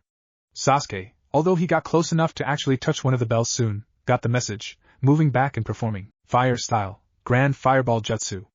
Everyone was slightly shocked that an academy graduate had enough chakra to perform such a technique. Before Naruto and Kakano remembered that it was a rite of passage for the Uchiha clan. When the fire dissipated, Sasuke was arrogant enough to think that Kakano had been incinerated by his technique and smirked. Before the ground below him burst open and he was dragged by his ankles into the ground, with only his head remaining above ground. Kakano then rose from the ground in front of him and told him that although he was very good for a genin, there was a reason that she was a Jounin. Before walking off into the bushes after Ino, Naruto sighed before putting his violin away and saying, "Come on, we better go dig him out, as much as either of us want to." As they dug Sasuke out of the ground, he didn't say a word, but as soon as he was out he spat. "I don't want nor need help from you Dobe, for Uchiha never lose." Wow, so much for being polite and saying thank you, he also sounds scarily delusional. I mean, Uchiha never lose? Sai commented with a frown. Kakano returned, saying, "That Yamanaka is a fangirl to the point of it being scary. I put her in a genjutsu showing her dead family, and she gets out of it fine. Then I put her in a genjutsu showing a dead Sasuke and she immediately collapses and starts crying. It's just sad, because it shows that she cares more about Sasuke than her family. Actually, can you two go out and tie the two to the stumps here? I think it's time we give them a little demonstration." Kanako ordered. "Sure thing Nei-chan," the two of them chirped. Within 15 minutes Ino and Sasuke had been tied to 2 of the 3 stumps and were about to wake up. As the 2 pairs of eyelids worked themselves open they came to the realization that they were in a highly uncomfortable position, with them being strapped to something in a way that meant their arms were secured and their shuriken and kunai out of reach. After she was sure that the 2 had woken up and were watching alertly, Kanako addressed the 2. "Now as you have both been missing the meaning of the test, I have arranged a demonstration that will give a hint. If at least one of you grasps the meaning of the test before the demonstration is over, all 4 of you will be given another chance after lunch for you to retrieve the bells. If not, then we shall have lunch and I shall decide who will be sent back to the academy. But since Sai is only an attaché, shouldn't that mean that he should be sent back if the 3 of us fail?" Ino objected. "Are you suggesting putting someone else's head on the chopping block to try and cover your own failures? Those are the words of a coward." Kanako was furious that an academy graduate would even suggest such a thing, especially when he has skills greater than yours and Sasuke's combined and almost as great as my own. "Now if you would, Naruto, Sai," she said calm once more. The 2 facing her nodded and as one, moved to attack her. To Sasuke and Ino, they were little more than blurs that occasionally launched jutsu and kunai. Sai and Naruto shepherded Kanako into a corner, and began to launch taijutsu attack after taijutsu attack at her. Lightning, fire and earth jutsu streak across what looked to be a battleground in front of the 2 before the dust finally settled with Kanako holding a kunai to Sai's and Naruto's throats. Then they nodded to one another and relaxed. Ino was awed. It had seemed like every single hit had been thrown with the intent to kill, and the devastation caused by the fight was massive. Trees were toppled, massive craters were steaming slightly, and dust had been thrown everywhere. Is this what shinobi were truly capable of? She then thought of her own skills and promised to train harder, no matter what Sasuke wanted. Sasuke looked murderous. It seemed that no matter how much he trained, there was someone stronger than him. And although he could put up with Kanako being stronger than him, the fact that Naruto, the class dobe, was also stronger than him was galling. He needed that power to kill Itachi, and he vowed that he would have it, no matter the consequences. As Kanako walked over to the 2 graduates that were tied to the stumps, she asked, "So why did they do better at fighting me than you 2 did?" There was a long silence for about 5 minutes before Ino remembered a saying that she had heard her father say one time. "Konoha is strong because we take care of our own. Whether out in the field or at home, that is why Konoha is the strongest of the 5. Ino had realized the meaning of the test. It was a test to see whether they could work together as a team, The bells were merely a distraction from the true aim. The true meaning of the test is teamwork, she spoke up. Correct. The true test was to see if you could work together. If you cannot rely on your teammates, then whom can you rely on? After all, they will be facing the possibility of death alongside you. Now, time for lunch, she announced the last part while bringing out 4 bento boxes. Naruto, Sai, do not feed or cut down the other 2. This is as punishment, for they forgot the most cardinal of shinobi rules in Konoha. She then stood and walked off into the forest. As soon as she was out of sight, Naruto opened another of the bento boxes and offered half of it to Ino. But she said not to. Ino objected. But if the test was over she wouldn't care. And if it was still going then she would applaud that I am ignoring the rules to help my teammate. Naruto reasoned before giving her some of the food as Sai did the same with Sasuke. He's right, you know. All turned to see Kanako watching them from the tree line. I was exactly the same as you once, Sasuke, thinking that your teammates would only slow you down and that the mission was all that was important. I was a fool. But enough of that, you passed, you can cut them down. I will report your success to the Hokage.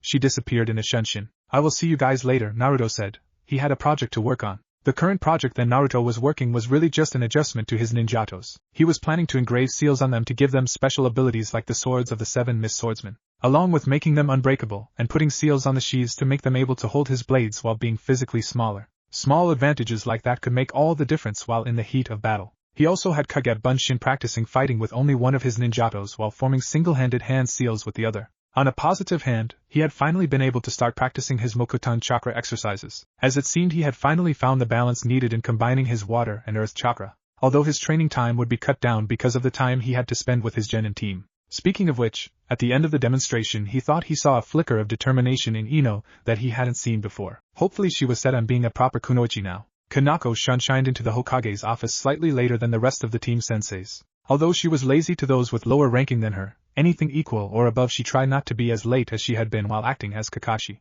Team 1 Team 6 have failed Kakano, have yours? The Hokage asked rather irritably. In fact, no they didn't the past, if only just, but I will need to talk to you more later, Kakano said, surprising the majority of the Jounin senseis. Must have been the Uchiha, one remarked, and although a few nodded, those that had spent time in the ANBU or training Naruto knew it wasn't. Team 8? Team 8 passed, although there are certain things I need to clarify. But apart from that it shouldn't be any problem, Kurinai said, from over against the wall next to Anko. As Team 9 is still in circulation under Guy. Team 10? Team 10 passed, although I don't understand why you didn't give me Ino. But clearing up the fangirls shouldn't be too difficult. Asuma grunted before turning back to annoy Kurinai. In that case you can all leave apart from Kakano, who wanted to talk about something? The Hokage directed. After the others had left Hokage turned back to Kakano. Alright, what is it you have to tell me, Hokage-sama? It is clear that Uchiha Sasuke is jealous of the power that Naruto is displaying and unless we tell him the truth soon, he will become even more of a flight risk than he already is. Also he doesn't fit well with anyone else in my team, so I am considering putting him in the reserves. But if I do that then he becomes even more likely to try and abandon Konoha. And if we put him with a private tutor, with orders to try and teach him as little as possible, then he will quickly grow frustrated, Kakano reported, as she knew that having Sasuke on her team would be a clear negative impact, but trying to keep him loyal was important too. We will keep him on your team for the moment, but if he steps over the line, bring the hammer down on him, understood?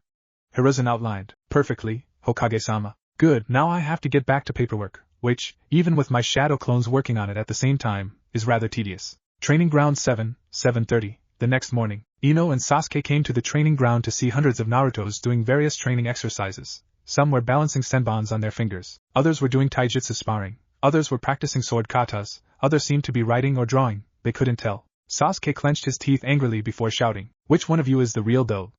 All of the clones pointed towards Naruto, who was in the middle of all the different groups, and seemed to be meditating, while sitting on top of a miniature hurricane, with his chakra wings stretched out behind him. Ino looked on in awe. He looked so serene, and if he could do that then he must be really strong. Sasuke, meanwhile, just stomped up to him only for Naruto to open his eyes and release his chakra. He then stepped down off of the hurricane, and his wings flared brightly before he said, "Such negative emotion is unbecoming of a shinobi, Uchiha." The coldness in his voice made Ino shiver. It reaffirmed her conclusion that Naruto wasn't someone you wanted to piss off, which Sasuke just did. You have no right to demand any of my techniques, and you definitely shouldn't piss me off, as you have no idea exactly what I am capable of. I have every right, as the last of the Uchiha and heir of the Uchiha clan, Konoha's greatest clan, so I demand you give me all your techniques, Sasuke arrogantly proclaimed. Ino cringed. Due to your arrogance and your attitude, you are currently the member of this team that has the least potential. And your clan was a clan of thieves and liars, stealing other people's hard work in desperation for power. Naruto's voice grew even colder, and Ino felt as if she was in a blizzard. Ha! As if you would know anything about the greatness of the founding clans of Konoha. Your mother was probably some drunk whore who didn't know who the father. This was all Sasuke managed to get out before a fist drove into his stomach and he was launched into, and through 3 trees. He fell to the ground after the 3rd tree, and caused a small crater. He was so injured that he couldn't move his head, and he could do nothing but watch as Naruto appeared above him and began raining blows down on his body. Sai, who had just arrived, heard a massive crash, and he ran forward to see Ino screaming in horror as Naruto was beating the life from Sasuke. He immediately ran forward, knowing that if he didn't stop Naruto, Sasuke would definitely die, and restrained Naruto. After calming Naruto, till he agreed to stop killing Sasuke at least, he sent an ink messenger bird to Kanako to explain the situation, while he took Sasuke to the hospital using a huge ink eagle. After they had left, Naruto continued to vent his rage on the surrounding trees, as his clones had all finally dispersed and Ino was well out of harm's way. He smashed through quite a few, and Ino just watched in awe and sadness as he continued to punch his fists through tree trunk after tree trunk. All because she didn't think he was using any chakra to enhance his strikes, and sadness because she could see how much he suffered not knowing any family. No wonder he regards his close friends as his brothers and sisters, she thought. He must be desperate to know what the feeling of family is like. Kanako turned up around 10 minutes later and simply looked at the destruction Naruto had wrought before turning to Ino, who was beside her. So what happened? We came in and found Naruto training with hundreds of what looked like clones, and Sasuke got jealous and went up to the real one and began to demand that he give all of his techniques as his right as the last of the Uchiha. Naruto then called the Uchiha clan a bunch of thieves and liars that steal other people's hard work. Sasuke in response called Naruto's mother a whore, and Naruto snapped and sent Sasuke flying through 3 trees with 1 punch. Ino said, sad that neither of her teammates could get along. I knew it would be something along those lines, Kanako sighed. You see, that's about the only insult that can anger Naruto that much. Everything else just makes him judge you as weak. Once he calms down, go ahead and ask him to help train you, as he calms down pretty quickly when he's trying to help others. Ino nodded before Kanako told her that she had to go to the hospital and check in on Sasuke. Much as she thought he was a spoiled brat, she knew that after seeing Naruto getting that angry, he would be injured for quite a long time, though she doubted it would be permanent. Entering the hospital reception, she saw Sai leaning on the wall next to a corridor, and walked over to him stiffly. How is he? He merely shook his head and said that she'd better see for himself. He then walked with her down the corridor, and stopped outside of room 23. Kanako paled. Room 23 was the pending room for potential long-term patients. Sai opened the door and let her through the door first. She walked into the room to see Tsunade writing notes on a clipboard, and as soon as she saw Tsunade, the head of the hospital, she knew it was bad. How bad is it? She asked the Sannin. On a scale of 1 to 10 with 10 being the worst, I would rate it about a 9 to 9.5. Naruto really did a number on the kid.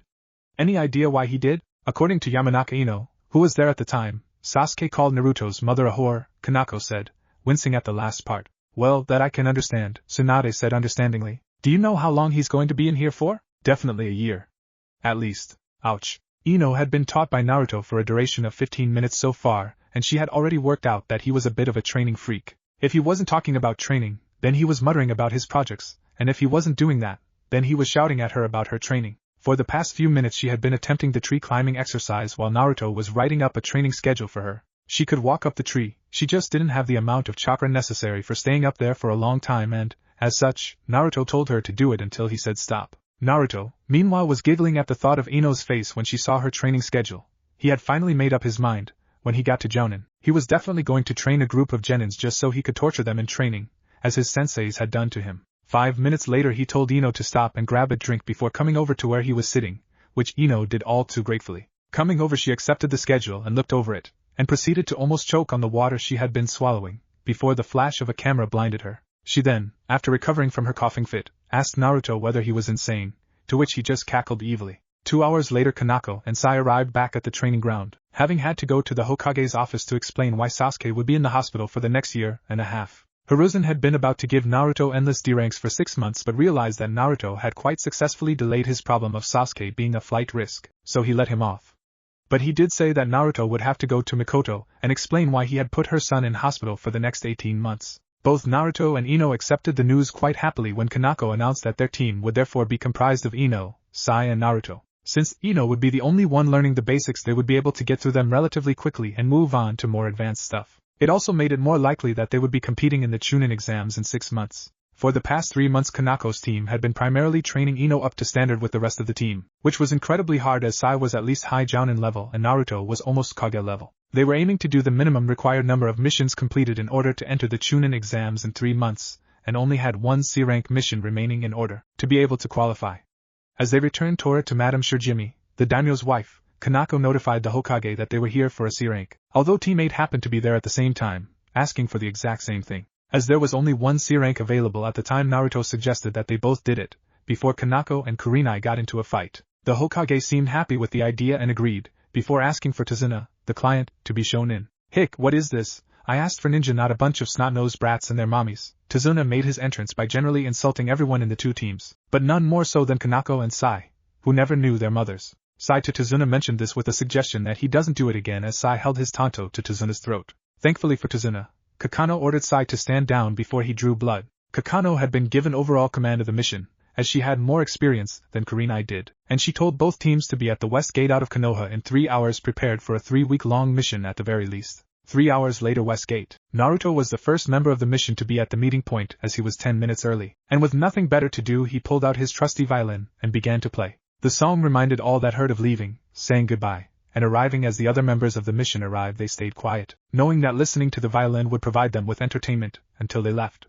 That is, until Kiba arrived. Everyone apart from Kiba, Kanako and Tazuna had arrived and were waiting. Kiba arrived quietly, but what stopped Naruto playing was when he realized that Kiba was trying to get Kurenai to go on a date with him. Eyes flashing with anger, he walked up behind Kiba and hit him very hard on the head, before saying, I really do hope you are not harassing my Nachan Kiba, because if you are, I will have to teach you what happens to those who harass my friends. It is very painful. Why the hell are you calling her Nachan anyway? It's not like you're related or anything, after all you are just an orphan, Kiba said obstinately, not knowing the line he had stepped across. Ino, Sai, Kurenai and the newly arrived Kanako winced as they saw Naruto's eyes flash murderously. All 4 of them had to restrain Naruto from beating Kiba into hospital, as they needed him to complete the mission. After Kanako and Sai had managed to calm Naruto down, and Kurenai explained to her team not to piss Naruto off, and explained the incident with Sasuke a few months ago, Kakano told every member of the 2 teams minus the Jounin to tell her what was in their packs, although Team 7 had their equipment sealed into scrolls. Thankfully she didn't have to hand out replacement packs, and so they set off. The entire company was bored for the first few hours as there was nothing to look at apart from trees, although Kakano was reading her smut and Naruto was reading the history of the First Shinobi War to see if it had any clues about the Mokuton techniques the Shodaime Hokage used. Eventually though, Ino asked Tazuna why Wave didn't have any ninja, and they got into a conversation that everyone ended up listening to. Well, we once had a very good relationship with a ninja village on a nearby island off the coastline, but it was destroyed several decades ago, Tazuna said. What was the village called? Ino asked curiously, as this was the first time she had heard of such a village. It was Yuzushiobikyu no Sato, a village famed for its skills in Kenjutsu and Fuinjutsu, that was destroyed by a combined attack from Iwa and Kumo just before the Second Shinobi War. Thus starting said Shinobi War, Naruto spoke up, remembering that he was descended from this village. It was also Konoha's ally before it was destroyed. Obviously Konoha still remembers its allies, Tazuna said, before continuing, but I would have expected Shinobi about your sensei's age to remember, not a child of 12. So what connection do you have with the island? My mother was the only Uzumaki survivor of the attack, but she died a few years ago. As such, I am the last Uzumaki, Naruto said proudly, but at the same time, sadly. I don't see what's so great about this village. I mean, if they were wiped out, then obviously they were pretty weak, right? Kiba couldn't help but voice his opinion, and try and put Naruto down. Kiba, if Iwa and Kumo hadn't lost so many shinobi wiping out the Uzumaki, then Konoha would have lost the Third Shinobi War, Yondaime Hokage or not. To this day Konoha remembers their failure at helping the Uzumaki. The swirl of Uzushio is on many of the Chunin flak jackets, and can even be seen in the leaf on your Hideate. Konoha remembers that they could not save their sister village, a village that was also highly influential on the founding of Konoha itself. It was the Uzumaki that signed the peace agreement between the Senju and Uchiha, and they modeled Konoha's shinobi ranks off that of the Uzumaki, Naruto said, making many of the genin look at their Hideatesh. I bet you're making half of that up to make them seem important, Kiba refused stubbornly. It's the truth, Kiba. Hashirama, the Shodaime Hokage, was married to an Uzumaki, called Mito Uzumaki, who was the greatest Fuinjutsu user in history. Although Naruto is getting very close, Kanako sighed, before I smiling at the end. Kiba just huffed, and continued walking. 2 hours later the trees began to disappear and grasslands started to dot their surroundings. All of the shinobi were on a higher guard than before. They could feel the uneasy quiet around them, and even Tazuna could feel it. Up ahead, the 2 Jounin and Team 7 saw what was obviously a genjutsu, and a very poor one too. They all glanced at each other and nodded, agreeing that they would see how this played out. Team 8 knew that something was amiss, as their different bloodlines were geared towards tracking, but hadn't caught sight of the puddle. As such the company walked past the puddle peacefully. The company turned to the sight of Kanako and Kurenai being shredded by a shuriken chain. Team 8, apart from Shino, panicked, while Team 7 remained calm, as they knew that the Jounin had Kurama at the last moment, as shown by the splinters of wood left on the ground. 2 piggies down, 6 more to go, and then we can kill the bridge builder, one of the 2 assailants chanted in an almost smug tone as they charged to the genin.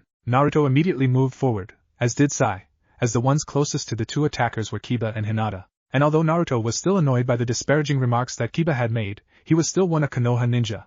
Therefore he was obligated to save his life if necessary. Unsheathing a ninjato in his right hand and pushing Kiba to one sword with his left, he blocked the chain and punched his opponent in the stomach, launching the missing nin back and having the extra effect of staggering Sai's opponent, as they were still connected by the chain. Confident that they could deal with their opponents as they only looked to genin, Naruto's opponent released the chain from his gauntlet, before attacking Sai to allow his friend to do the same. Naruto just watched calmly as Sai went on the defensive, knowing that if necessary he could deal with both missing nins, before deciding that he would just handle them quickly to allow Ino to interrogate them by mind-walking. Sneaking up behind the 2 missing nin, he used the pommel of his sword to knock out one, distracting the other one and allowing Sai to kill him. Pulling out a bingo book as Kakano and Kurenai reappeared, he quickly found them and called out to Kakano, "Nei-chan, these 2 are the famed demon brothers, Chunin-level missing nins from Kirigakure, who are soon to be dead. Ino, can you mind-walk the unconscious one to see if they have company?" Hearing the affirmative, the company settled down to have a break while Ino was mind-walking through the mind of the missing nin, and Kakano was grilling Tazuna about lying in the mission contract. "You're lucky there are 2 teams on this mission, and that one of them contains Naruto and Sai," Kanako berated quietly.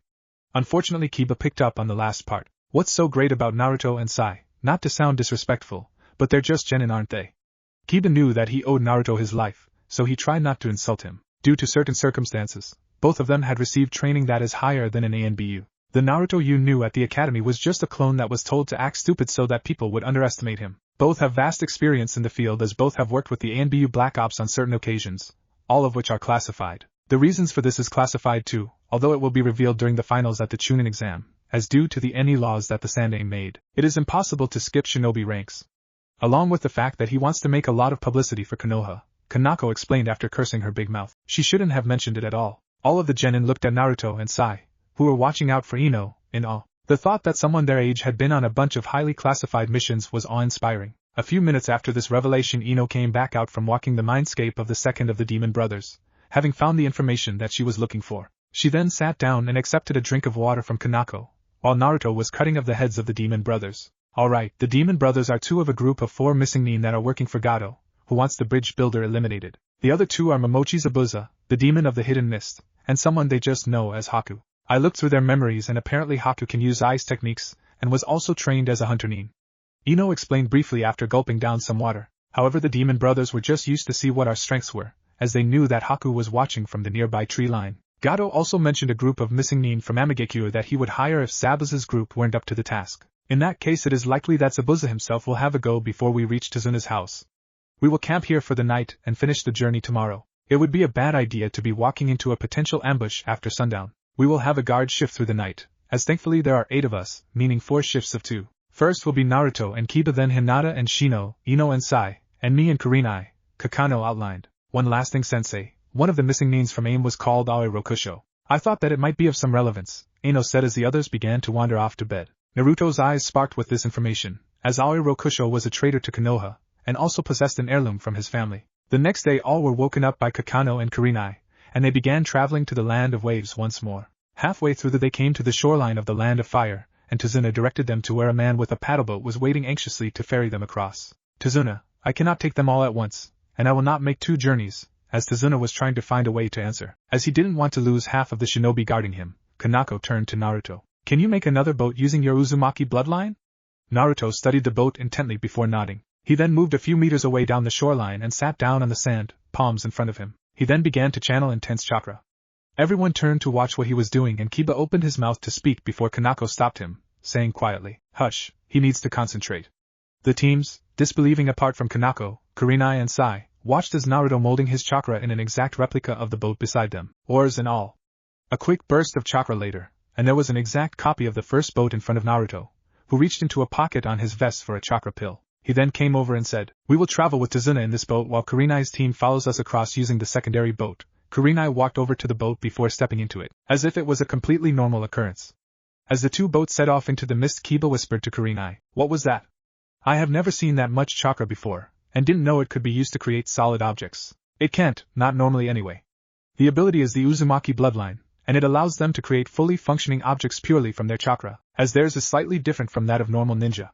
It's why Naruto is able to attach wings to his back using his chakra and fly above Konoha, she replied. But the best part about it is that they are able to reabsorb the chakra they spend creating the object after they finish using it, which is why this boat is only temporary. Kiba and the others of Team 8 were stunned by the usefulness of such a bloodline. Of course, it has its limitations, as does every bloodline. It cannot create food or living things, only those that are dead. Likewise, it cannot create metals for crafting or smithing, as the purity needed is almost impossible to gain. Although it can create already crafted metal that has been molded into an item, Kurenai said, knowing that all bloodlines have their limits, and can only get one so far. An hour and a half later they arrived on the beaches of the Land of Wave, having seen the gargantuan size of the bridge that Tazuna is building on their way there. Naruto repeated the process that he had taken on the shoreline of the Land of Fire, simply in reverse, reabsorbing all the chakra he had spent initially. While this did increase the size of his chakra network, which should have debilitated him, thankfully Kia was using her chakra to protect the walls of his network and allowing it to happen without notice from his body. As Tazuna watched the boatmen row off into the mist once more, the ninja were preparing themselves for the encounter with Zabuza that would undoubtedly happen soon.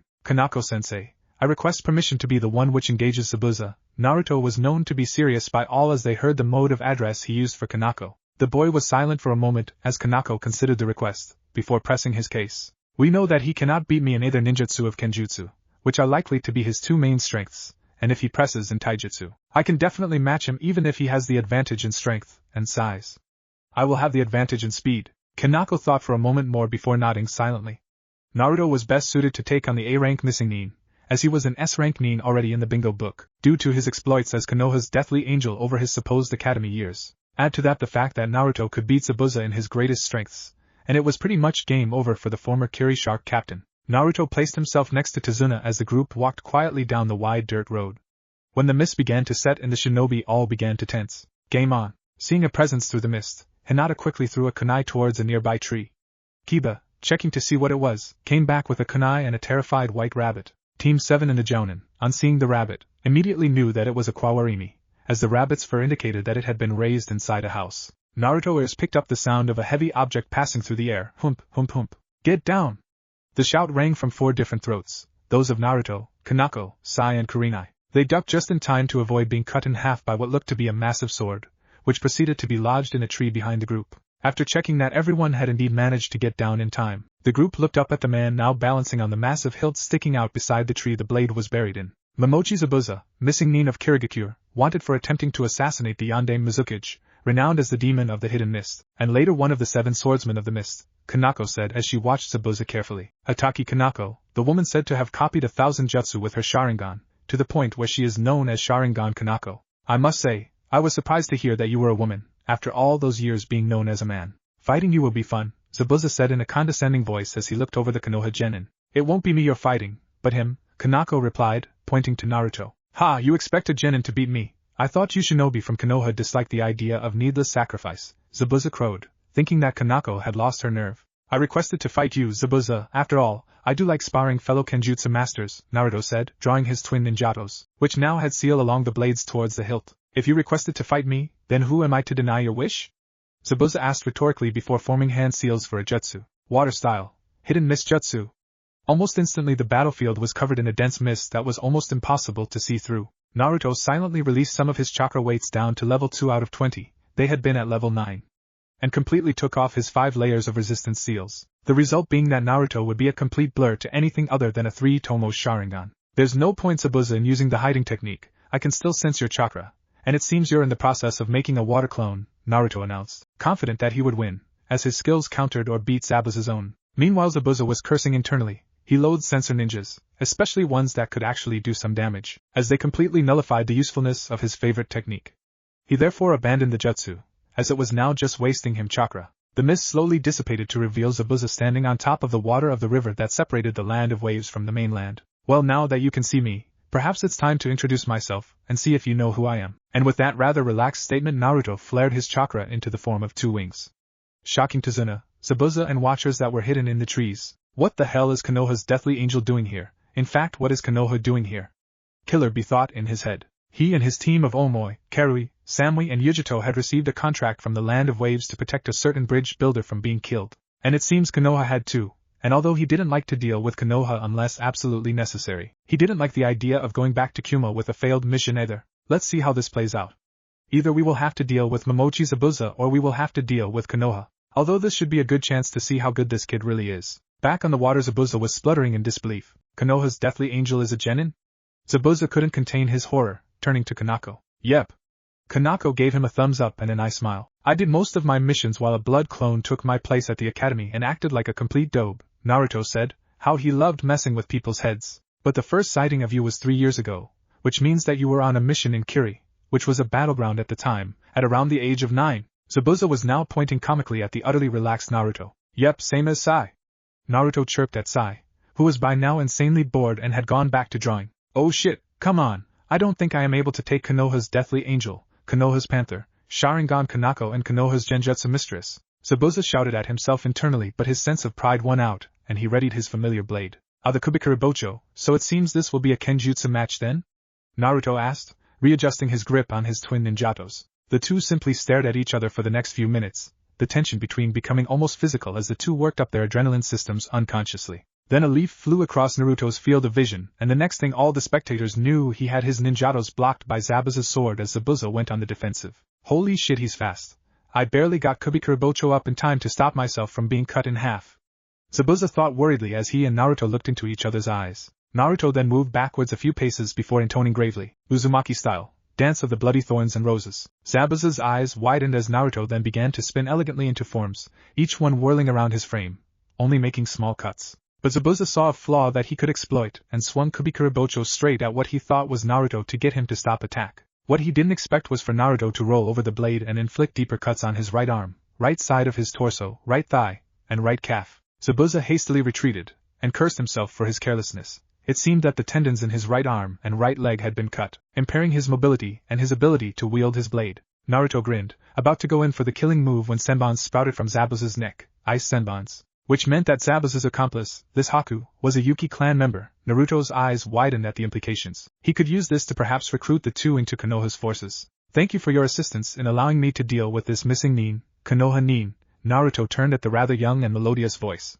Kiri Hunter nin mask, check. Kiri style of dress, check. Age, no. It was my pleasure, Hunter nin. Unfortunately, Naruto and the Konoha group had other issues to deal with, and Naruto knew that the injuries Zabuza would keep out of action for at least 2 weeks, even with a skilled healer. So he let the Hunter nin take Zabuza away, and returned to where his teammates were standing, before turning to the forest to the right of the group and telling the ninjas hiding there to come out. The Kumo nin looked at each other before Killer Bee shrugged and leapt into the open. Kanako, Kurinai and Sai looked at them with passive faces, concealing their surprise, while Ino, Kiba, Hinata and Shino couldn't control their reactions. What are you here for, brother of the Reikage and fellow Kumo nin? Naruto asked in an even tone. It seems that there was a mission request to protect a certain bridge builder sent to 2 different shinobi villages, said one of the Kumo kunoichi, who had blonde hair and a ponytail. At this everyone looked at Tazuna, who began to sweat before saying, perhaps we can deal with this at the house? Now that's an idea, yo. The large man with sunglasses rapped badly. Shut the hell up, B. The same kunoichi shouted. The Konoha Jounin got the feeling that they would have a very large headache soon. 45 minutes later the now completely dysfunctional group arrived at Tazuna's house, with everyone having varying levels of a headache apart from Naruto, Sai and Killer Bee. The former two had just tuned everything out, while the latter was the one annoying everyone else. Thankfully he had stopped his rapping the closer they got to the house as he tried to think of what his team could offer to the Konoha shinobi that they didn't already have. With the presence of 4A or S-class nins, they already had this situation well in hand. His team wouldn't be able to do much, but he figured that he would be able to work something out with the 2 jounin from Konoha. Meanwhile the Kumo team were regarding the Konoha genin warily, especially Naruto and Sai, who were walking right behind Tazuna and talking animatedly about the various aspects of art, of all things. Samui was wondering how they grew so powerful and what might be the best ways to perhaps constrain them if necessary. Karui was wondering what made them so special to have been trained so early, while Yujito was thinking about sparring Naruto. Omoa was overthinking things again as he wondered what their Reikage would say if saw them cooperating with Konoha and if he would exile them for it. Tsunami, I'm home. They heard the sounding of rapid feet before the door opened quickly. Dad. You're back.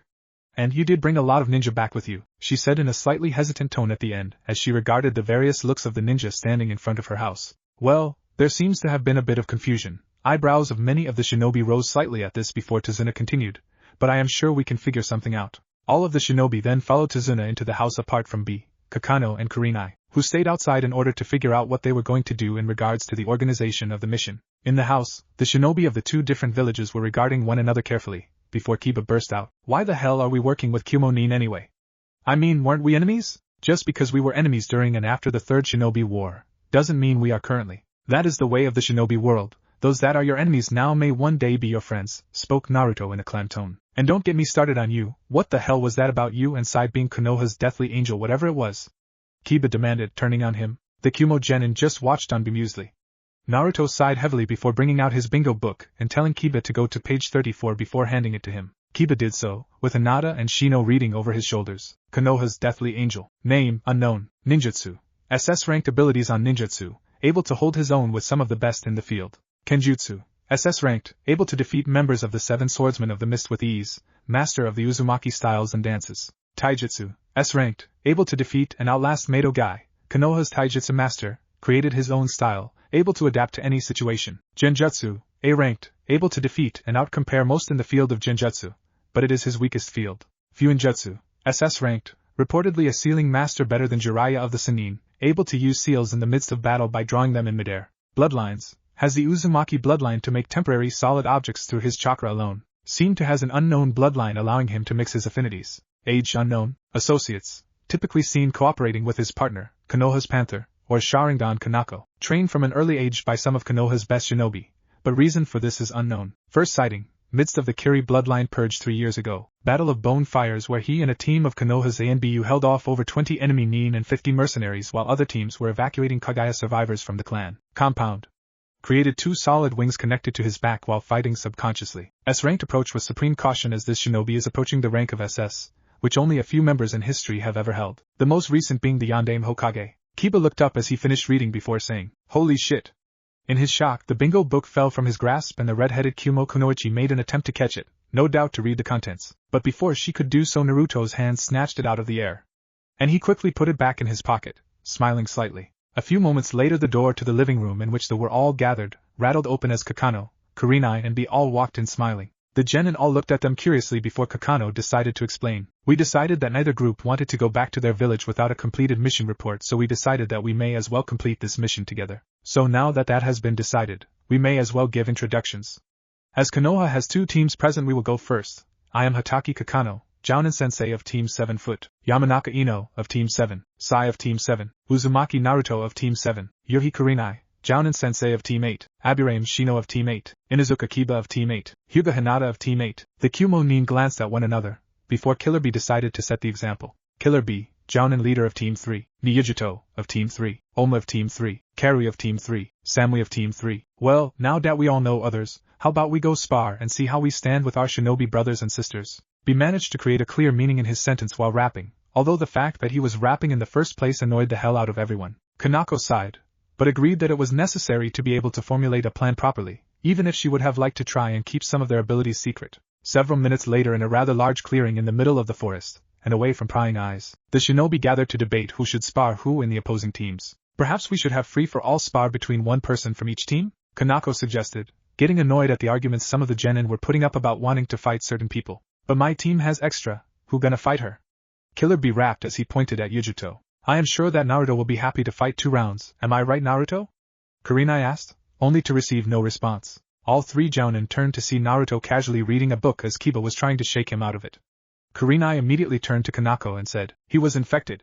I knew it would happen if he started to hang around you too long. Naruto! Kanako called, breaking him out of the trance he had entered, and repeated the question. Yeah, sure, why not? It should be fun, Naruto shrugged before going back to reading. All of the jounin rolled their eyes. Although B finally got a sense of how annoying his rapping was, he shrugged mentally, he didn't care. Kiba, Karui and Ino, Kanako called the 3 forward from the rest gathered at one side of the clearing. Alright, this is just a spar, we want no long-term injuries or deaths. If you're in a position where it's do something dangerous, die, or quit, just quit. It makes things easier without people having to waste medical supplies because of your stupidity. Kanako outlined briefly before bringing her hand down with a cry of Hajime and starting to spar. Ino considered the other 2 briefly before moving quickly, using a shunshin with one hand seal, impressing the Kumo team along with Kurenai's team. Now out of immediate sight of the other 2, Ino considered her plan of attack. Back out in the open, Kiba was desperately trying to avoid being hit by Karui's Bakken, as all blades had been replaced by them in order not to injure anyone. Although everyone had agreed that if they were hit in a kill point by one, they must immediately quit. Backing up quickly, Kiba called out the name of his technique as Akamaru readied himself beside him. Fong passing Fong. Karui's eyes widened as she saw the 2 human-sized drills speeding towards her,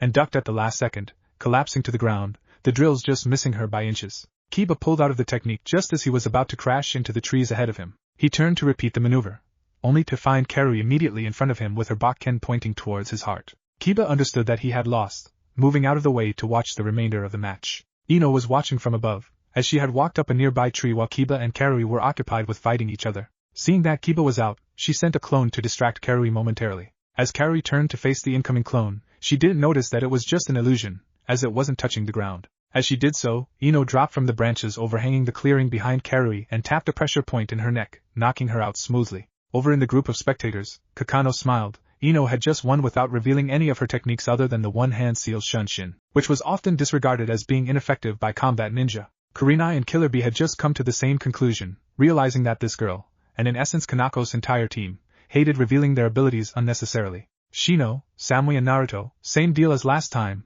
no maiming or killing, don't do unnecessary damage, Kurenai said in an attempt to sound interested. Hajime. Both Shino and Samui looked at one another before nodding and turning to face Naruto, who ever so slowly withdrew his bakken version of his ninjato, and holding it in one hand, began to do hand seals with the other. Everyone was shocked that he was able to do so, even Kanako and Sai, as it had just been a recent project of his. He called forth water that proceeded to surround his hand, making the eyes of everyone widen further still. Naruto had just called forth water from the air, which only the Nidaime Hokage was recorded of doing, and showed extreme control over it by wrapping around a limb without it losing its form. Samui and Shino charged in immediately determined to try and force Naruto out before he could get started. Unfortunately they were playing right into Naruto's hands, as when Samui tried to engage him a taijutsu fight in order to cramp him from using his bakken, he used the water that had been wrapped around his hand to douse her in water. Samui cursed, as this meant she wouldn't be able to use any of her lightning ninjutsu without knocking herself out of the competition. Shino retreated somewhat, before sending a wave Kikaichu towards Naruto. Seeing this, Naruto gathered wind chakra around his hand to the point where it was almost visible before slamming his fist into the ground and releasing his wind chakra as he hit.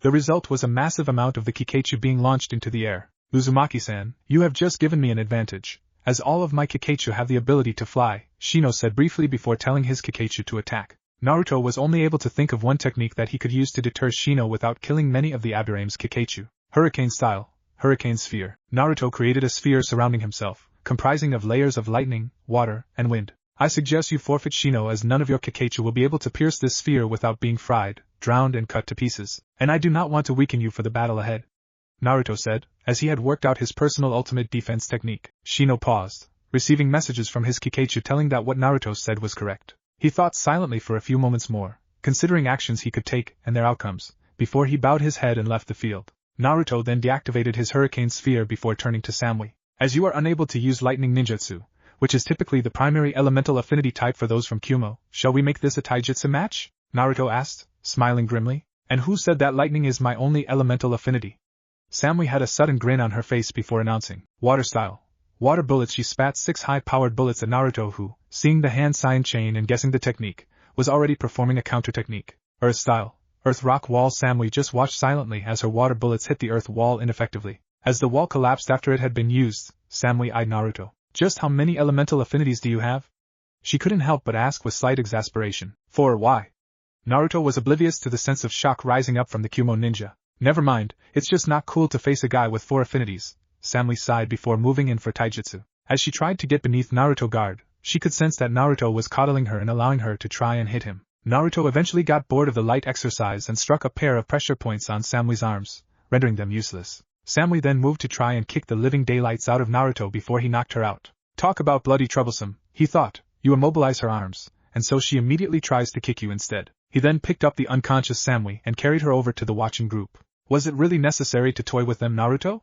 Kakano asked in slight exasperation. She had expected the third spar to be well underway by now. I was bored, Naruto said briefly before he pulled his book back out and continued reading. Yujito tried to look at what he was reading and found that it wasn't Ika, but instead it was a manual on sword crafting, of all things. The third round went as expected, with Hinata, due to her overly gentle and hesitant nature, being dealt with quickly by Omoi, but not before dealing some damage to him in the form of closing the tenkutsus of his left arm. Sai then repeated what Ino had done, excepting he drew endless ink animals, forcing Omoi to try and cut them down one by one, as lightning didn't seem to have much effect. Eventually Sai was unable to keep up the pace he had formerly shown with his drawing, and Omoi forced him into a kenjutsu fight, with Sai using his tanto against Omoi's katana. Although Omoi had the advantage of reach, it was effectively nullified once Sai began showing amazing displays of acrobatics in orders to get close in, even flipping over Omoi himself several times.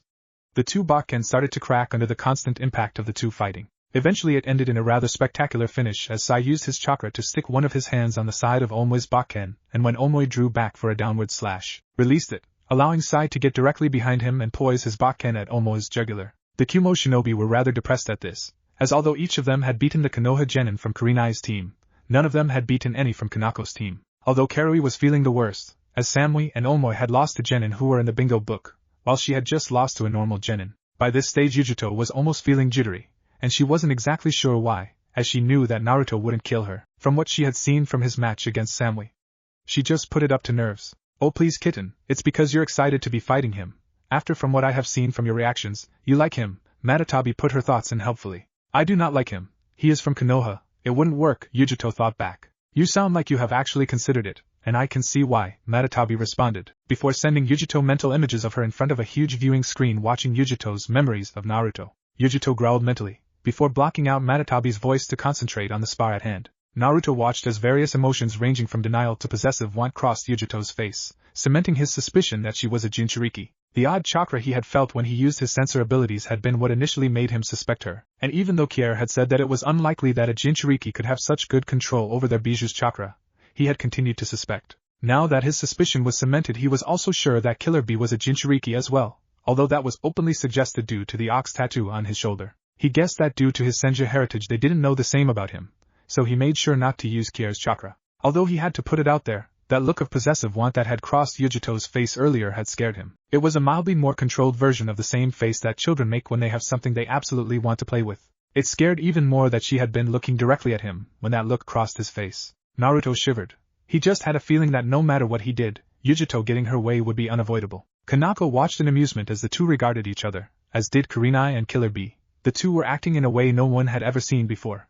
They were being skittish. Kanako ever so slowly bought a video camera out of her back pocket. She could use this so many things: blackmail, embarrassing Naruto, telling her friends and having the evidence to back it up. Killer Bee and Kurenai, having caught on to what she was doing, came over and they all huddled in a group over the soon-to-be recording of Naruto's embarrassment. The two watched each other for the first minutes of their spar, waiting for the other person to make the first move, although Yujito was trying to block out Matatabi's suggestions. Eventually deciding that moving towards Naruto and into combat might be the only way to get Matatabi to shut up, Yujito moved first. She is surprisingly fast for a supposed genin. It seems that Konoha isn't the only one that applies advanced training for those in unusual circumstances, Naruto thought as he blocked Yujito's taijutsu attacks. Yujito, seeing that she wasn't getting anywhere with her taijutsu, retreated before preparing what seemed to be a fire-style technique. Fire-style, Grand Fireball Jutsu. To Naruto's shock, it seemed to be hotter and much larger than the average Grand Fireball Jutsu. Must be a side effect of being a demon container for a certain demon, Naruto concluded as he shined out of the fireball's path.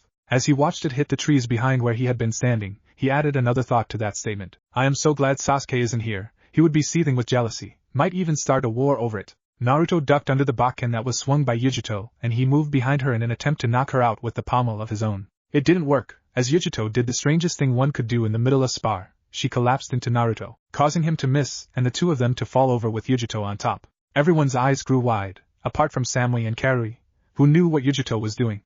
Kanako giggled perversely as she caught it on camera. Naruto quickly set down Yujito on the grass gently, before attempting to wake her up. He thought that she had collapsed from stress or something. Then he realized what she was attempting, and quickly backed off before she could try anything. Yujito, what the hell are you trying to do? Damn it, Yujito cursed softly before shining out of sight. Naruto activated his chakra wings again. He didn't want to sense where Yujito was, as this was turning out to be a rather enjoyable match. That's what the three jounin watching thought as well. Naruto's eyes widened as two grand fireballs streaked towards him from two opposite directions, and he was in the middle. Kurenai's team panicked when he didn't move as the fireballs got closer and closer to him. Naruto's wings just curled around him and transparent chakra appeared in the places they didn't cover. The flames impacted before slowly dying down. Naruto was standing exactly as he had been, with what looked to be a shell of protective chakra around him, flaring gold from the heat of the two fireballs. He then released the chakra, apart from that which kept his wings, and said quietly, "You should remember, Yujito, that I am a sensor ninja. You can't hide from me." Yujito had just processed these words, knowing that she would have to come out and fight, when the pommel of Naruto's bakken impacted with her temple and knocked her out. The Naruto that was in the clearing then moved underneath the branch she had been squatting on, and caught her before she could impact with the ground. He then ordered his shadow clone to dispel, before carrying over Yujito's unconscious body to the crowd of spectators. It was only after Naruto had handed over Yujito to Samui that he caught sight of the thing that Kanako was hurriedly trying to hide within one of the pockets of her vest. It was a portable video camera. "Nachan, what is that you're trying to hide in your vest?" Naruto asked in an overly sweet, but icy calm tone. "It's nothing, I forgot to bring batteries for it," Kanako shuddered. Naruto knew there were no batteries within Kanako's supplies as he had checked them before they left Konoha. He hadn't checked Kanako's vest though. "Good," Naruto said in the same tone before walking off. "Yes."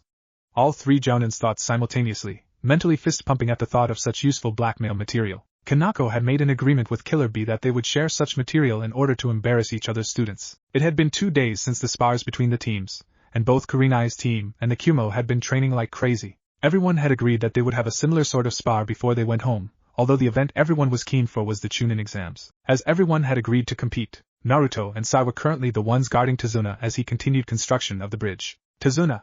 One of the workers came over, looking rather anxious. "What is it, Yaro?" Tazuna had taken notice of his nervous state. "I don't think I will be able to work on the bridge any longer," Yaro said hesitantly. This caught Naruto's attention from where he was sitting over to one side. "What?"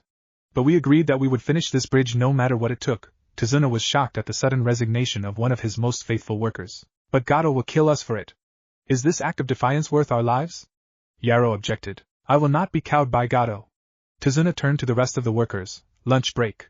As for you, Yaro, you can take off for the next shift." As the workers were eating lunch, Sai approached Naruto. "The man sure is losing a lot of workers fast. That's been 2 this morning," Sai said.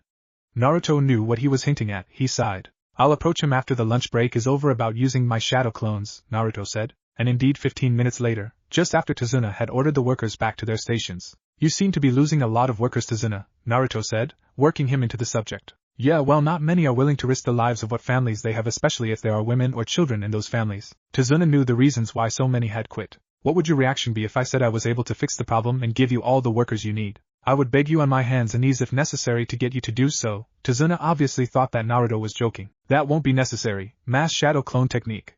A wall of smoke appeared in front of the two, obscuring their view of the workers. And as the smoke cleared, Tazuna's jaw fell open at the sight of 75 clones of Naruto staring back at him. "Alright, follow whatever Tazuna tells you to do, okay?" Naruto said to his clones. "Sure, boss." They chanted back. Tazuna grinned. "Alright, we need teams carrying materials from over at the supply station to the bridge. We also need teams at the supply station cutting bricks from the stone there, that sort of thing. Is it possible to get a team under the bridge looking for cracks?" Tazuna's voice faded away as Naruto walked back to where he had been sitting before. That night, Tazuna's house. Tazuna was talking with Kanako about what had happened this morning over dinner. "He created a small army of workers for me to work with. If he can continue doing so, I could have that bridge finished in 3 to 4 weeks instead of something like 2 months. Although with Gato out of the way it will be a lot easier, as a lot more people will join in." Killer Bee and Yujito shared a glance when they heard of Naruto's feat. There were very few people with such a large amount of chakra to be able to do something like that, and first amongst that category were Jinchurikis. Naruto and Sai saw the glance and knew that Naruto would be confronted by the two soon. "Why don't you leave? You're all going to die anyway." Inari, Tsunami's son, said loudly from the far end of the table. "Because Gato couldn't kill us if he tried," Naruto said in a low voice in the sudden silence. "Gato will kill you all. You aren't able to stop him. You don't know how hard life has been for the people in this village. You don't know how difficult life can be," Inari shouted. Naruto, Killer Bee, and Yujito stiffened. Kanako's, Kurenai's and Sai's eyes all widened at the audacity of this kid. Naruto leaned towards Inari before growling in a grating tone. "You have no idea what pain is." He then stood up silently, put his hood over his head, obscuring most of his face before opening the door and walking out of the house, ignoring the cries of Hinata and Ino. Kanako turned to Inari. "Never say that Naruto doesn't know pain. He grew up with no one there to help him. He was hated by every person in our village, apart from 7 or 8 who couldn't help him. For the first 8 years of his life he was beaten by huge mobs that tried to kill him or drive him insane, whichever came first. At the age of 4 he was literally thrown out of the orphanage from the top story, and after that he lived off the streets for 2 years before the Hokage was able to track him down. Several times he was pronounced clinically dead by doctors in the hospital, causing the villagers to start celebrating before he came back to life. Even in the hospital people tried to kill him, to the point where only 2 or 3 doctors could be trusted to look after him. By the time he was 5 he had survived over 800 assassination attempts on his life. In the end he developed multiple personalities to try and deal with it. Thankfully over the years he has been able to recover, although he still shows hints of those personalities when he gets angry or sad," Kanako said by way of an explanation as to why Naruto was angered by the suggestion that he didn't know pain. Killer Bee and Yujito looked at one another again. This time it was certain. Naruto was a Jinchuriki, as only Jinchurikis are treated with so much hate. During the silence that pervaded of the table, they could all hear the sounds of a violin in the night. Kanako sighed again. When he gets sad, Naruto tends to either disappear for a while, or retreat to the highest place available and play his violin, Kakano said as she looked up at the ceiling. Naruto sighed heavily as he played the final note on his violin. He knew that he would be slightly slow in the morning. He was just wearing his shirt, leaving his vest in the house when he walked out. And it was late in the night, perhaps even early morning. He resealed his violin before creeping silently off the roof of Tazuna's house. It wouldn't do to worry his friends unnecessarily. The next morning dawned with frost covering the ground and Yujito awoke groggily before grumbling slightly and turning over in her sleeping bag, reluctant to leave the heat surrounding her. Eventually giving up on her getting back to sleep, Yujito instead thought upon the most recent subject on her mind, Naruto. He seemed to be very strong, as Killer Bee had commented that even he was unsure he would be able to beat Naruto, and Killer Bee was the strongest person she knew, apart from perhaps the Raikage. He also seemed to be emotionally conflicted due to his past as a Jinchuriki, although his seemed to be extreme compared to even Bee's. However, he also seemed to be a very kind person, perhaps too much so, Yujito reflected, thinking back to their spar when he almost fell for her trick. It was unusual. One would expect someone with such a past to be cold and closed off to other people, considering the mission before their friends. Yujito's eyes widened when she realized that Samui was awake and watching her silently, almost as if she knew what Yujito was thinking. However, both their attention was caught when they saw that Bee's sleeping bag was empty. They awoke Omoe and Karui and strapped their equipment on hurriedly. It was odd for Bee not to notify them when he left, so they were worried. Naruto and Bee were silent as they created a mindscape connection between their two, as the two had agreed that Bee and Gyuki, the Eight Tails, would teach Kier how to fully be able to help Naruto with her chakra. But in exchange Naruto would have to show Bee memories of his past, before he began his training with his Nei-chans and Nai-sans, along with promise that he would sometime come to Kumo in order to fully train with Kier to control her power, as she could only do so much. Naruto had readily agreed, as due to his Uzumaki chakra he had an estimated lifespan of around 150 years, although his was more like 200 due to also being Kier's Jinchuriki. As they connected their mindscapes, both ninja felt their eyelids being dragged down. A few minutes later Yujito, Samui, Karui and Omo came upon the scene of the two looking like they were sleeping with their right hands on the forehead of the other. Immediately Karui stormed towards the two, determined to stop Naruto from whatever he was doing, before Yujito stopped her from interfering. Leave them, we shouldn't interrupt. Instead we should watch over the two and make sure others do not interrupt, Yujito said authoritatively. But he is obviously doing something to Bee-sensei, Karui objected, surprised that Yujito had stopped her. No, Bee-sensei chose to initiate this, as he is the only person able to do such a thing. He did the same for me when I was younger, Yujito explained after she sat down on a nearby log. Surely you don't mean that? Samui asked uncertainly, as it seemed that Yujito was suggesting that Naruto was a Jinchuriki, although that would explain how he could keep throwing out high-level jutsus long after most would have collapsed. We have our theories but we can't confirm them. It may simply be because he's an Uzumaki. Within the mindscape connection, Naruto whistled softly as he looked around within the connection. The setting seemed to be a place in the land of lightning, due to the mountains and valleys, with mountains going off into the distance. Sorry if it seems a bit unfamiliar, Naruto turned to see two men. One was Bee and the other was obviously the Eight Tails, due to his appearance. Our mind unconsciously selected this place, as this is where we spend most of our time. It was only by becoming a Jounin sensei that we were able to actually leave Kumo, and even then rarely, Bee explained patiently, as although he understood his brother's reasons, it did get very boring. Right, Naruto said briefly before turning to the Eight Tails, it is a pleasure to meet another of the Bijou, being as misunderstood as they are. I shall say the same, Uzumaki Naruto, as I can tell that you are descended from the blood of my father, you have the same bearing, although you are an Uzumaki, Gyuki said courteously, confusing both Bee and Naruto. What do you mean, descended from your father? Naruto asked curiously. I thought that she would have told you, Gyuki said, pointing past Naruto, although I do not recognize the second woman. All three of them turned to see Kier and Kushina, who were walking towards them at a steady pace. It has been a very long time since I last saw you, Kier-ne-chan, Gyuki said rather jovially. Indeed it has, Oturo. How has it been in the land of lightning? I haven't visited in a while, Kier seemed almost uncertain, although that may have been because of the questioning glare being sent her way by Naruto. What does Gyuki mean, the blood of his father? Naruto repeated the question to Kier, who winced before shooting a slight glare at the human form of the Eight Tails and sighing. Naruto, his father and the father of all the Bijou, was a person known to you humans as the Rakuta Sannin. Although he had us as his children essentially at the end of his life, he had 3 male human children before then. We were different because we were created from the chakra of the Jobi, while his former children were normal, but each inhering specific traits from him. However, at the end of his life he had to choose an heir from one of his 3 sons. But at the time he was delirious, so he passed the duty on to his eldest, which was, unfortunately, me. So it became my duty to watch over the families of the 3 sons and judge which is worthy to be proclaimed the heirs of the Rakuta Sannin himself. The 3 sons were very different on their outlooks in life. The eldest liked a life of prestige, but helped others to the point where it became renown. The second son loved a life of both prestige and combat, although soon his arrogance reigned over both his desires. The youngest son, however, instead was more adventurous, gathering whatever knowledge he could, and decided that he would use it for good or ill, depending on the circumstances of the time. As you may have guessed, these three sons of the Rakuta Sannin were the forefathers of the Senju, Uchiha, and Uzumaki clans respectively. Each was granted a physical trait of their father, Senju gaining the body, Uchiha gaining a version of the eye, as the man had deemed it too dangerous for them to wield, and the Uzumaki gaining the thirst for knowledge and longevity of life. After that the three brothers split up, each searching for their own goal, and eventually founded clans across the elemental nations. However, the Uchiha, still remembering that his father had given him a weaker version of his trait, renounced family bonds and raised his clan to be the rival of the Senju, as he disregarded the Uzumaki to be nothing more than old wise men who would prove easy to kill. Thus both the Senju and Uchiha clans forgot their brotherly connections and fought on many a battlefield. Meanwhile the Uzumaki focused more on themselves, creating the first hidden village in Yuzushiobakure and using their knowledge to slowly train themselves in the shinobi arts, gaining an understanding of chakra that rivaled that of the Rakuta Sannin. As such the bonds that held two of the clans together fragmented, while the bonds of the Senju and Uzumaki weakened, as the Uzumaki just watched as the Uchiha attacked. Thus they grew, with the Uchiha perfecting versions of ninjutsu and taijutsu but also relying heavily on their sharingans, while the Senju focused more on ninjutsu, medical ninjutsu and genjutsu, although their taijutsu rivaled that of the Uchiha. The Uzumaki however took a different path, taking the arts of fuinjutsu and kenjutsu beyond what the others thought possible, being able to beat both of the former clan's greatest abilities easily. As such both the Senju and Uchiha left the Uzumaki relatively alone, knowing that to attempt war was foolish, especially as they were fighting each other, Kier said, losing B, Kushina and especially Naruto. As to who this is Gyuki, she continued, motioning to Kushina, this is Naruto mother. Well, it seems the abilities of the Uzumaki have not fallen, if they are able to seal a person into another, Gyuki said, unknowing of the loss of Uzushio. Perhaps not, but Naruto is the only known Uzumaki left alive. The rest fell fighting Iwa and Kumo when they invaded. They were overwhelmed by sheer numbers, Kushina said, having returned to the conversation once Gyuki spoke. So it seems that the numbers of the three clans have been scoured.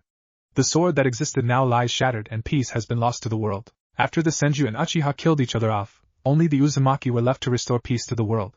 But it seems they were destroyed as well, Gyuki said, eyes dulling slightly. All is not lost, as the containers of the recent generation have much promise, judging from what I have seen from B and Yujuto, along with Naruto, Kier said, grasping his shoulder. Alas, we are the lucky ones. B's brother, A, occasionally receives reports which include the status of the other Jinchuriki. Isabu went missing after his container was killed at the conclusion of the recent Bloodline purge. We know that Son Goku and Koko are held by Iwa, and that their Jinchurikis are treated like outcasts by the village, so they spend a large amount of their time outside of its walls. Saiken's Jinchuriki recently became a missing nin after leaving Kiri at the height of the purge, and Komiai's Jinchuriki, although not liked by her village of Takigakure, still retains an attitude similar to that of Naruto's mask. But it is likely that once again it is a mask of her true feelings. The most startling reports are that of Shikaku's Jinchuriki, as it seems that Shikaku himself has drastically changed. They say that Shikaku tortures his container, never allowing him to sleep and constantly demanding that blood be spilled. The container itself is being raised as a weapon, and is feared by his own family, Gyuki said, his voice never changing in pitch. Well, it seems that it is time for the Jinchuriki and the Bijou to gather once more. For to combat Kurii we will need all of the Jinchuriki to work together, or we shall be picked off one by one. Kier gained a fire in her eyes as she looked at Gyuki's fallen hope. B, as Naruto and I are unable to do much on our end, would you be able to keep tabs on the Jinchuriki? Kier asked, turning to the quiet man. Sure, Gyuki and I shall handle that, although Shikaku's container seems to be scheduled to attend the Chunin exams in Konoha in a few months' time, B outlined, knowing that this was not the time to rap. Good, then that means that Naruto and I will be able to see if we can fix whatever seems to have changed with Shikaku. Kier sensed that the time would be coming soon, the time where the choices they made would decide the fate of the elemental nations. The two of them woke from their connection, after discussing several other matters with Kier and Gyuki, who seemed to hearten upon hearing of his older sister's plan. It had been far too long since he had seen the others. Naruto and B saw that the Kumo team had watched over the two of them as they had talked with their Bijou, and as he sat up slowly, he knew that it was likely they suspected he was a Jinchuriki, but he also knew that until he stated it, they wouldn't press it. That was one thing he liked about the Kumo shinobi. They weren't as pushy as several Konoha shinobi were. It had been 7 days since the meeting between Gyuki and Kier, and everyone was tense. They were expecting Zabuza to be back today, only this time they would be fighting several others as well. Naruto, remembering the information that Ino had gained from mind-walking the now-dead demon brothers, had claimed that if Aoi Rokusho showed up, then he was his to kill, but in doing so he would have to leave his friends to face the others for at least a short amount of time. Naruto was also considering making a proposition to Zabuza after he was done with the Konoha trader, that of recruiting Zabuza and Haku into Konoha, which would allow them to go about their business without fear of Kiri's hunter needs. However, it would depend on the personalities of both of the former Kiri shinobi. As the large group of Konoha and Kumo nin set off towards the bridge with Tazuna, they left behind a group of shadow clones and lightning clones to guard Tazuna's family while they were guarding him. Never know how far Gato will stoop, although he had already stooped far enough. As the large group approached the end of the bridge connected to Wave, everybody tensed as they saw the mist hanging over the worksite in the middle of the bridge, obscuring their view of the workers. Naruto and Kanako figured that this was Zabuza's jutsu due to the chakra lacing the mist, and Naruto stepped forward before using a high-level wind jutsu to dissipate the mist. 6 figures were revealed, one obviously being Zabuza, due to his massive zanbatsu over his shoulder, and another being Aoi, due to the sparking sword that seemed to be made of lightning in his hand. As the two groups of shinobi walked towards each other, Kurenai told Tazuna to stay back, and assigned her team to watch over him. So it seems that we have a chance to fight once more, Konoha's deathly angel, Zabuza said in a scathing tone as he looked at Naruto. Well, his attitude is pointing at him not accompanying us to Konoha, Naruto thought grimly. Be that as it may, Zabuza, but I shall have to have my fight with Aoi Rokusho over there before we do, Naruto said, motioning with his head to the thief of the Raijin no Ken. And why are you interested in battling me, brat? Are you foolish enough to think you can beat the wielder of the Raijin no Ken, the lightning sword of the Nidaime Hokage? Aoi asked arrogantly, thinking that once the brat heard of the sword's past he would back off. I will kill you for taking the property of the Senju clan, which is related to mine own, Naruto said, voice chilling quickly as he narrowed his eyes dangerously. The Konoha ninja, especially those from Team 7 and the 2 Jounin, knew that when Naruto was acting like this, he was officially pissed. Well, I insist that we fight before you take him on. Zabuza was not happy at being disregarded for someone as arrogant as Aoi. If you insist, then I shall take you both on, as I will not let that thief escape. His life is forfeit, Naruto said, glaring at the two of them. Bloody missing nin making my life more difficult due to their stubborn pride, Naruto thought, rather irritated that Aoi wasn't dead yet. As Naruto, Zabuza and Aoi were arguing over the order of their fights, the Kumo team and Team 7 had spread themselves in front of the other missing nin, each choosing their own combatant. Kurenai, Kakano and B stayed back, ready to help the genin if necessary but also saving their energy in case it was needed later. Hearing Naruto's proclamation about taking on both Zabuza and Aoi, everyone looked over at the boy, shocked that he first challenged Aoi to their battle, but now he was taking both of them? Who in their right mind disadvantages themselves when faced with 2 A-ranked missing nin?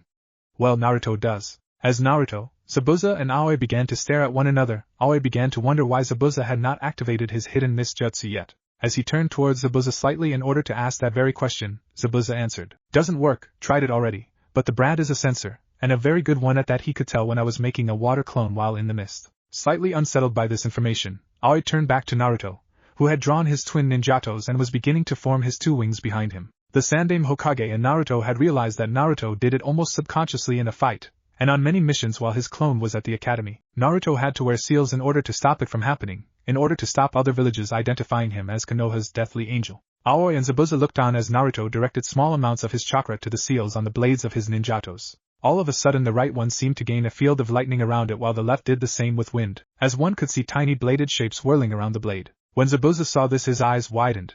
If a person took a full-on hit from that blade it would cut its way through their body, as the small blades of wind would grind away at an opponent's flesh, just at high speed. Meanwhile Aoi dismissed the 2 elementally covered swords, thinking that they were but a pale imitation of the Raijin no Ken, and as such, were incomparable in terms of sheer power. Naruto watched as the 2 missing nin drew their blades, Zabuza with his Kubikura Bocho, and Aoi with the Raijin no Ken. He noted that even though Zabuza was treating him warily, Aoi was completely and utterly relaxed, as he had come to rely on the blade of the Nidaime too much. Although it hadn't failed him yet, his arrogance allowed him to think it would never do so, and that would give Naruto a huge advantage. Knowing that it was time to stop stalling, Naruto disabled his weights and resistance seals and shot forward. Next millisecond, Naruto had both of his attacks blocked by the blades of the 2 missing nins. He grinned quickly before disappearing in a blur of speed. Zabuza swore, Naruto hadn't been that fast before, and he had barely held out against him then, although he had only survived due to Haku's intervention. He swore louder. With Yujito and Sai. Yujito and Sai had decided to team up with each other and take on Zabuza's accomplice. Although Sai was intending to put forward Naruto's proposition after he had defeated her, Yujito had just teamed up with him as she knew that the remainder of her team and Ino would be able to handle the missing nin from AIM. I hope that you can cover being a close-quarters fighter, Sai said as he turned to Yujito. Don't worry about that, Yujito replied, still looking at the girl that was facing them. In response Sai said nothing, just took out an art book and started to mold chakra in order to bring his drawings to life. Haku watched as various creatures of what seemed to be ink raced towards her. In response she summoned a huge amount of ice saban from the river running below them, and shredded the creatures with extreme prejudice. Yujito cursed, this may be harder than they thought if she had an ice bloodline. Sai looked unsurprised, but instead more determined, as he could see that Zabuza regarded her as a tool. This may be my chance to do for another person what Naruto did for me all those years ago, Sai thought determinedly. with Ino and the Kumo team. Ino watched as she and the Kumo team spread themselves out in a line facing the three missing nin. Samui and Omoi had chosen their own targets. The oldest, a girl, and a person who looked to be little more than a boy. But if he was a missing nin, then it was likely he had a trick up his sleeve. Meanwhile, she and Karui had silently agreed to work together to take down the last opponent, a tall male teenager, who looked rather haunted. As she watched Karui streak towards their opponent in order to engage him in kenjutsu, she sensed that Samui and Omoi were doing the same. Ino smiled slightly before shining behind the missing nins. Karui brought up her katana in order to try a downward strike at the silent teen, but at the very last second it seemed that the teen had brought a kunai up and blocked the strike. His seemingly dead green eyes gazed into Karui's golden ones, shocking her. She brought back her katana for another strike, which was again blocked by the teen's kunai. Realizing that just using her katana was getting her nowhere and simply tiring her out, Karui retreated slightly before channeling lightning chakra to her blade. She then moved back in to attack the teen in kenjutsu once more. However, before she could do so, the teen faded from her sight. Genjutsu, Karui thought worriedly. She never really bothered with genjutsu. However, before she could focus her chakra and disrupt the genjutsu, she felt the impact of a kunai to her temple, and everything went dark. Over in their fight, Soma and his opponent were at a standstill, as both seemed equal in their kenjutsu, while Samui had gained a clear advantage over her enemy, having cut through the tendons in her left arm. Meanwhile, Ino was considering how to defeat her opponent now that Karui was clearly out of action. Thankfully, having 3A and BU level or higher teachers meant that she was pretty capable in all areas that she used. With the Jounin senseis, all three of the Jounin senseis watched the fights in front of them. Naruto was doing well against the 2A rank missing nin. It was the other two fights that they were worried about. As such, Kakano was left to make sure Naruto wasn't harmed too badly. Albi watched over Yujito and Sai, while Kurinai watched Ino and the remains of the Kumo team. Kurinai collected the now unconscious Karui off the field as Ino moved in to combat the tall missing nin, and prepared herself to intervene should Ino prove to be losing. She was more concerned about Ino as Samui seemed to be taking care of herself, and Omoi had his opponent on the defensive. Although she did raise an eyebrow when she saw Ino focus chakra to what looked to be a seal on her wrist and grab the Chikuto that had appeared. With Naruto winced as Aoi prepared to try and stop his movement with the Raijin no Ken. You think the idiot would have learned by now. Naruto had spent the last few minutes running circles around the two swordsmen, and eventually Aoi had got annoyed and relied on the Raijin no Ken to try had stop him. It hadn't worked, and Naruto was still winning.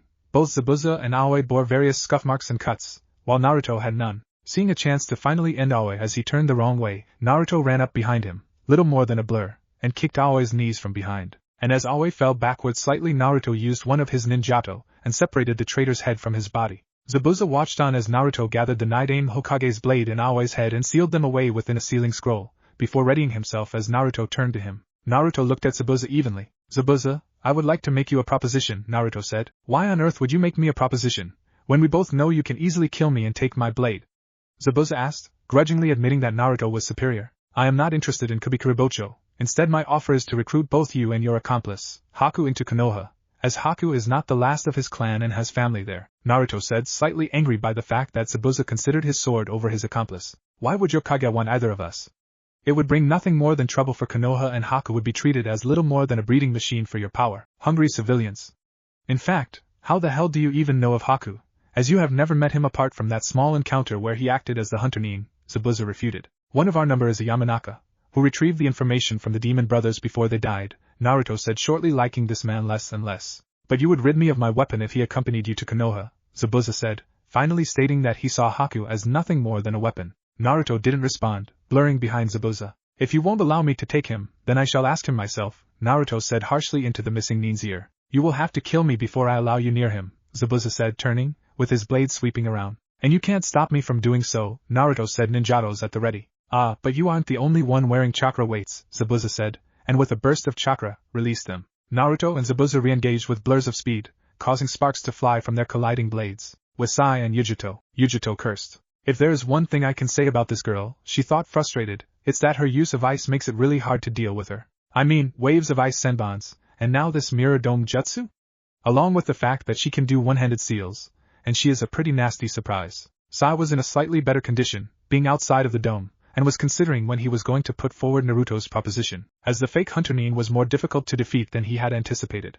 His thoughts were put on hold as he felt Yujito accessing her Biju's chakra. Well, this will make defeating the accomplice easier, but I will need to use one of Naruto's seals to stop Yujito from killing the girl, Sai thought, reaching into a vest pocket for a sealing tag. Sai watched as Yujito began to smash the ice mirrors forming the dome, eventually reaching the last one and shattering it, causing Haku to fall out of it with a cry of pain. As Yujito stepped forward to punch Haku into oblivion, Sai blurred behind the bejufied kunoichi and put Naruto's sealing tag on the back of her neck, causing Yujito to go unconscious and forcing the Biju's chakra into its seal. Haku looked up at Sai, before saying, "You know, there is nothing I hate more than traitors. I am not betraying her, but I need to put forward a proposition from my teammate, and she was about to crush you," Sai said calmly, laying Yujito out in a more comfortable position. "Such would be my punishment for failing Zabuza-sama, and all propositions that you have for me should go to him, as he is my master," Haku said, pulling off her Hunter-nin mask and revealing to Sai that he was in fact a boy. "It does not necessarily concern Zabuza, as he may be dead by now," Sai said. "If anyone tries to harm Zabuza-sama,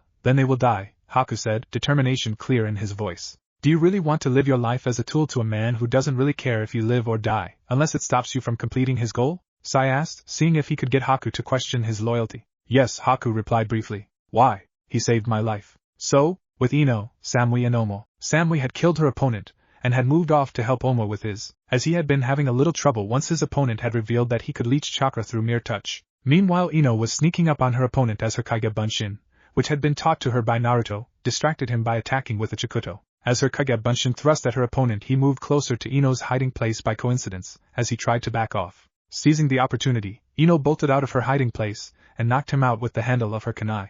Ordinarily she would have killed him, no matter how much it disgusted her, but he had made no move to attack her. It was almost as if he was asking for repentance, and a second chance. Thinking this line of thought, she used her Shintenshin no Jutsu to walk his mind and see if he truly wanted to repent. Samui and Omo, finishing off their opponent a few minutes later after Omo acted like he was out of chakra, saw Ino's slumped body and settled down to wait before she came back out. "Not cool," said Samui, with Sai and Haku. "Does he mean to say that if I went to Konoha, I could have a family? I could have a different purpose?" Haku's mind was racing. To tell the truth, he hated the fact that he served Zabuza so well, but it was pretty much all he knew, so he stayed, afraid of being on her own. Now it seemed that Konoha was offering him a chance to leave. She would never be alone again. "Thanks," he said briefly, turning to Sai and smiling. "It was nothing. After all, Naruto did the same for me," he said, smiling before looking towards Naruto's fight. "Do you think I could be on the same team as you and Naruto?" It was obvious Haku didn't really want him to leave, so Sai stayed. "Yeah, after all he calls the Hokage GG, so it shouldn't really be a problem," Sai said. "He does what?" Haku asked, scandalized. Sai just laughed. Now with all fights apart from Naruto's finished, everyone gathered to watch Naruto's fight with Zabuza. After all, it wasn't every day that one saw two Kenjutsu masters fight with pure Kenjutsu. Some of the genin were about to raise questions seeing the unconscious missing nin from aim, Haku, and especially the unconscious Yujito, but Kanako told them to deal with it after Naruto's fight with Zabuza was finished unless they needed medical attention. As they watched Naruto and Zabuza fight, they discussed it amongst themselves. "Man, I ain't sure that I could beat that brat," B rapped as he watched the two fight. At the statement, the Kumo genin, including the recently awoken Yujito, looked slightly alarmed. B was one of the best shinobi in Kumo, if not the best. "Well, he is able to beat the Sandaime Hokage in pure ninjutsu," Kanako said proudly, remembering the spar that the two held once a month. At this the jaws of all the genin, Haku and B dropped. The Sandaime Hokage specialized in ninjutsu and bijutsu. To be able to beat him only using ninjutsu was incredible. "It's more like dancing, isn't it?" Haku commented as they watched Naruto flow through and around Zabuza's attacks before inflicting his own. All the spectators had to agree, as Naruto's movements, at least what they could see of them, were very graceful, full of twirls and spins. Eventually it got to the stage where Naruto had one of his ninjato pointed at Zabuza's throat and the other at his heart, Kubikuru Bocho lying several meters off to one side after Naruto cut off one of Zabuza's hands. "Do you surrender?" Naruto said, his eyes and voice giving everyone the chills. Before Zabuza could spit in his face, everyone heard clapping from the far end of the bridge. Everyone looked past the two Kenjutsu masters and saw Gato with a few hundred bandits and cutthroats behind him. "Gato, what is this?" Zabuza roared in anger at having been betrayed by his now former employer. "This was always my plan. You missing nin cost too much. I got all of these men for the very same price, and it seems that you couldn't even do the job. Pathetic, the demon of the hidden mist, more like a weak-willed kitten," Gato sneered at the former member of the Seven Swordsmen. Zabuza turned back to Naruto, who had lowered his sword slightly. "It seems that we are no longer enemies," he said briefly before walking to one side and picking up Kubikuru Bocho. He looked at Naruto, who had unsealed an okatana from a storage seal after sheathing his ninjatos. "Together?" he asked him, receiving a nod in return, and with that the two of them plunged into the mass of men facing them. The remainder of the shinobi watched as the two of them working their way quickly through the men, shredding whatever formation they had previously been in. Naruto used his pure speed to cut his way forward, jumping over the head of men and twirling this way and that, while Zabuza used pure strength cutting down all who opposed him in wide sweeping blows, but received a lot of damage in return. Zabuza eventually collapsed as Naruto cut down the last few men before turning to Gato, who he handed over to the recently arrived crowd of wave villagers. He then returned as Haku knelt down to his former master in order to hear his last words. Haku, I am sorry for the way I treated you, but it's too late now. Take Kubikarabocho with you. There are Kenjutsu scrolls on it back in the hideout. Go with Konoha, they will look after you due to your bloodline. Apparently there are members of your family there as well, Zabuza said, gasping in between words. Thank you for all you gave me, Zabuza. I will make sure that you are not forgotten, Haku said, closing his eyes for a time in sadness. He then retrieved Kubikarabocho from nearby and sealed it within a scroll, before taking Zabuza off the bridge and over to the mainland of the elemental nations. 2 weeks later, after that there was a huge celebration held by the villagers of Wave, which increased after Naruto and Sai brought back all the money Gato had stolen from them while accompanying Haku. Zabuza and Naruto were honored as the heroes of Wave, which got Naruto a lot of attention, which he didn't particularly want, and the word of Konoha's deathly angel's true identity was spread across the elemental nations. In order to escape from all the attention, pretty much all of the shinobi hid in the nearby forests training.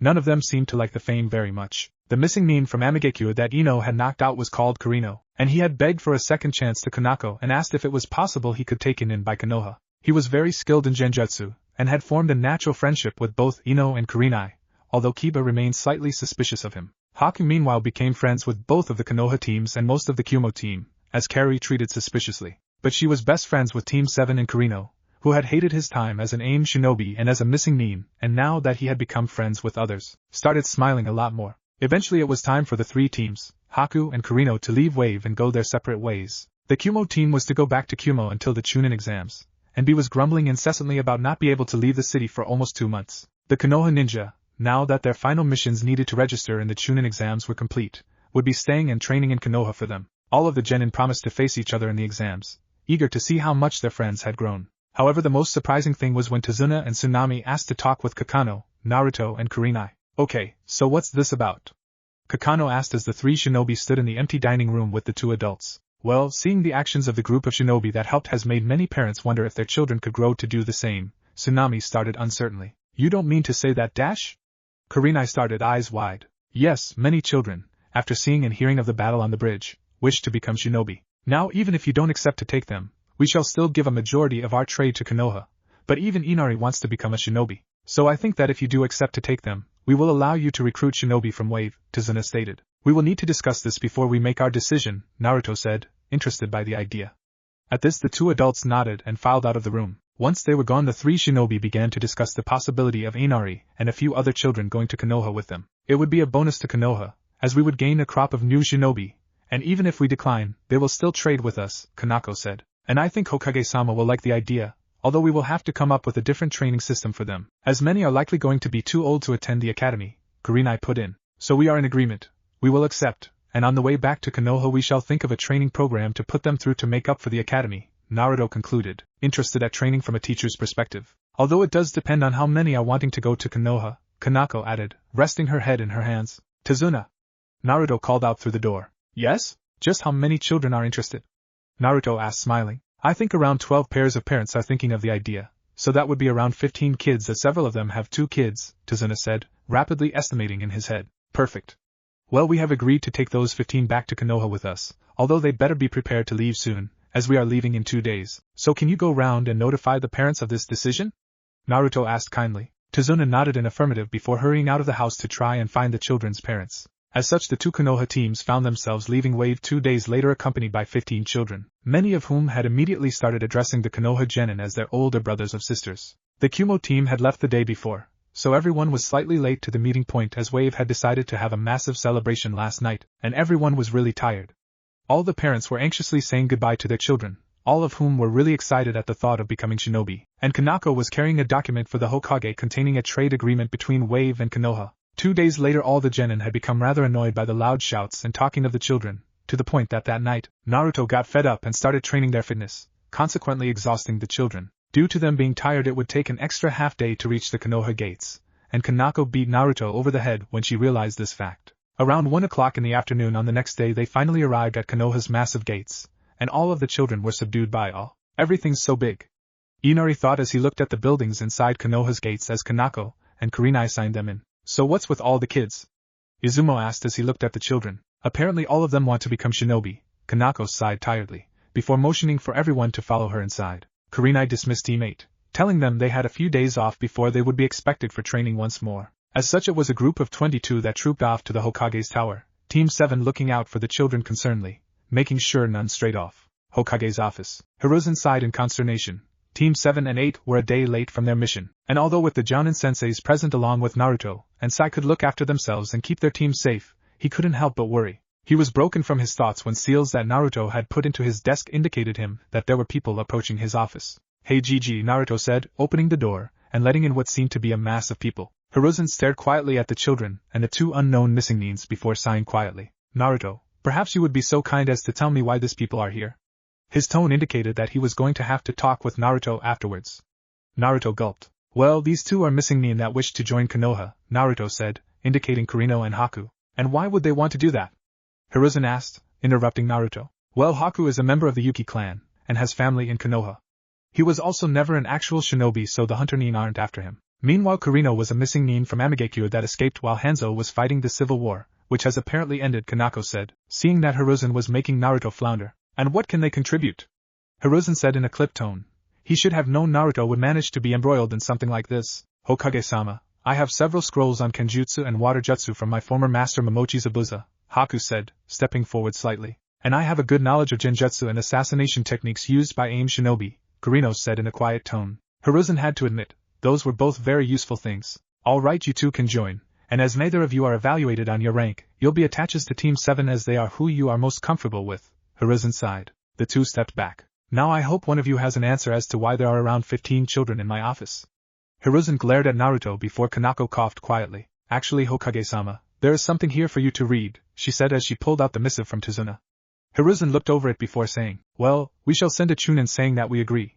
But have any of you come up with any ideas of how we shall train them? Hiruzen said in a slightly kinder tone as he regarded the children. Actually, Gigi, I have a suggestion. Perhaps we could do the same that we did with me and Sai, just on a lower level. Perhaps you could let some of the genin join in as a learning experience before they become Jounin senseis, Naruto put in from one side. Actually, that isn't a bad idea. But first we shall need to find a place for them to live, Hiruzen said. They could live in my apartment building, along with Kurino, as not many live there due to my status. And it is well protected due to my seals, said Naruto, as he got along well with the apartment owner and had put seals all over the place to prevent it from being damaged or burnt down. So we are in agreement, they shall live in Kosuke's apartment building for the time being, depending on whether they want to move out, Hiruzen said, nodding. Now all apart from Sai, Kanako and Naruto are dismissed. Ino and Kurinai, could you take Haku to her compound and introduce her to her family, and also take Kurino and the children to Kosuke's? Just tell him that I sent you, he'll understand, Hiruzen said before turning his attention to the three in front of him. Kanako, can you hand over your report on the mission, Hiruzen, which he summarily put on top of the huge stack of papers that his Kage Bunshin were working on. All right, as we all know the Chunin exams are being held within Konoha in around a month and a half's time. This will be a prime opportunity for agents to infiltrate Konoha, so we need to prepare for extra security, and perhaps even an invasion. This is primarily a task for you three as your Fuinjutsu and Ink Jutsu will allow us to keep track of security, and warn us if an invasion is likely. So I need you three to come up with a way to monitor the village. Also I need you Kanako and Naruto to go over the seals on Konoha's walls and if possible, upgrade them. Sai, while they are doing that, you will be monitoring the incoming competitors to check if something is off. Is this understood? Hiruzen briefed them. Hi, Hokage-sama, the three replied. Oh, Gigi, it might be time to reveal the identity of Konoha's deathly angel, Naruto suggested. Hiruzen looked at him, curious as to his reasoning, before Naruto motioned to Kanako's report. Dismissed, Hiruzen said vaguely as he began reading of their most recent mission. Naruto and Sai sighed tiredly as they waited for Ino to meet them at the bridge. Over the past 4 weeks they had been working to the bone preparing for the Chunin exams while also completing their mission for the Hokage. There was now only 2 weeks until the exams, and they had finally figured out the solution to their mission after Naruto had invented something called a relay seal. These seals were connected to seals all around Konoha, transmitting information on people, location, time, and key to pick up mentions of invasions and the like. All this information would then transmit itself to the Hokage every half hour. This was compounded by Sai using the same seal on his ink creatures, allowing them to mobile information gatherers on the competing teams. Another reason for their tiredness was the children they had picked up in Wave. They literally drove Naruto insane, demanding for training at all hours, and eventually they had to create Kage Bunshins to start their training. And between all of this they had been helping Ino continue to get ready for the exams. Not that she really needed it, but she wanted to impress. Hey guys, sorry I'm late. Ino called as she rushed over, having run to the meeting point to help keep up her fitness. Ino had changed a lot from the fangirl that she had been in the academy. She now wore black pants and red shirt, although this was framed by a black ankle-length trench coat with a red angel on the back. Her Chikudo was at her hip, confident that she could use it efficiently having been taught in Kenjutsu by Naruto. She had her headband hanging loosely around her neck. It's alright, after all Ne-chan hasn't arrived yet, so you aren't really late, Sai said smiling. Ordinarily Haku and Kurino would be there with the three of them, but as Kanako said it was just the three of them that needed to be here. They were watching over the children from Wave, who had a habit of getting in trouble. Typically because Konohamaru managed to involve them in his pranks, Naruto had introduced Konohamaru to Haku, Kurino and Ino about half a week after they had returned, and it was rather explosive when he thought that Haku was a girl. Hey guys, Kanako said after shining to the end of the bridge. Hey Ne-chan, all three of them replied as Ino had begun to see her friends as her second family. Alright, we aren't doing training today, as you have the day off to think about and sign these, Kanako said, handing out 3 forms for the Chunin exams. All three took one glance at them before saying something, not looking up. Anyone have a brush? Kanako sighed. I should have known it was worthless asking these three. They were going to say yes all along. 15 minutes later the three walked out of the Hokage's office, having just handed in their forms for the Chunin exams. They weren't surprised to encounter Team 8 on the way out, as they knew that they would be attending. As such they waited for Team 8 before they all decided that they would go see how Team 10 was doing and from there they would split. Team 7 were going to go bug Team 9 having spent a few training sessions together, while Team 8 was going to go spend time with the children from Wave. As such they all dawdled their way to Training Ground 10 in order to meet Team 10 and see how they were doing. Naruto grumbled when they initially set out, not wanting to have to put up with Asuma, who always disliked him due to his casual friendliness with most of the kunoichi around town, but came along anyway. As the 6 genin walked through the Training Ground 10 boundaries, they became aware of high-pitched shrieking ahead of them. Everyone winced in pity for Choji and Shikamaru. They must have suffered broken eardrums being in the presence of that. After the shrieking stopped, Kiba said something that everyone agreed with. Poor bastards. Naruto quickly created several sets of earplugs using his Uzumaki bloodline before handing them out to everyone, and everyone proceeded to stuff them in their ears in order to preserve their eardrums. Now thoroughly prepared, everyone walked towards the sound, eventually coming to the side of Shikamaru and Choji cloud watching while Sakura daydreamed from a nearby tree. Naruto mentally thanked Kami that Asuma seemed to be absent. Hey guys, Kiba called, taking the earplugs out of his ears and waving to the team. Oh hey, Shikamaru said lazily after lifting his head to see who it was. So you guys ready for the Chunin exams? Kiba asked. Well, I am thinking of entering, Choji said while munching on a bag of chips. Naruto Baka, where is Sasuke-kun? Sakura screeched while examining the two teams, thinking that Sasuke might be hidden away somewhere. He's been in hospital for the past 5 months. Naruto was actually quite surprised that she didn't know. What? What did you do to him, Naruto Baka?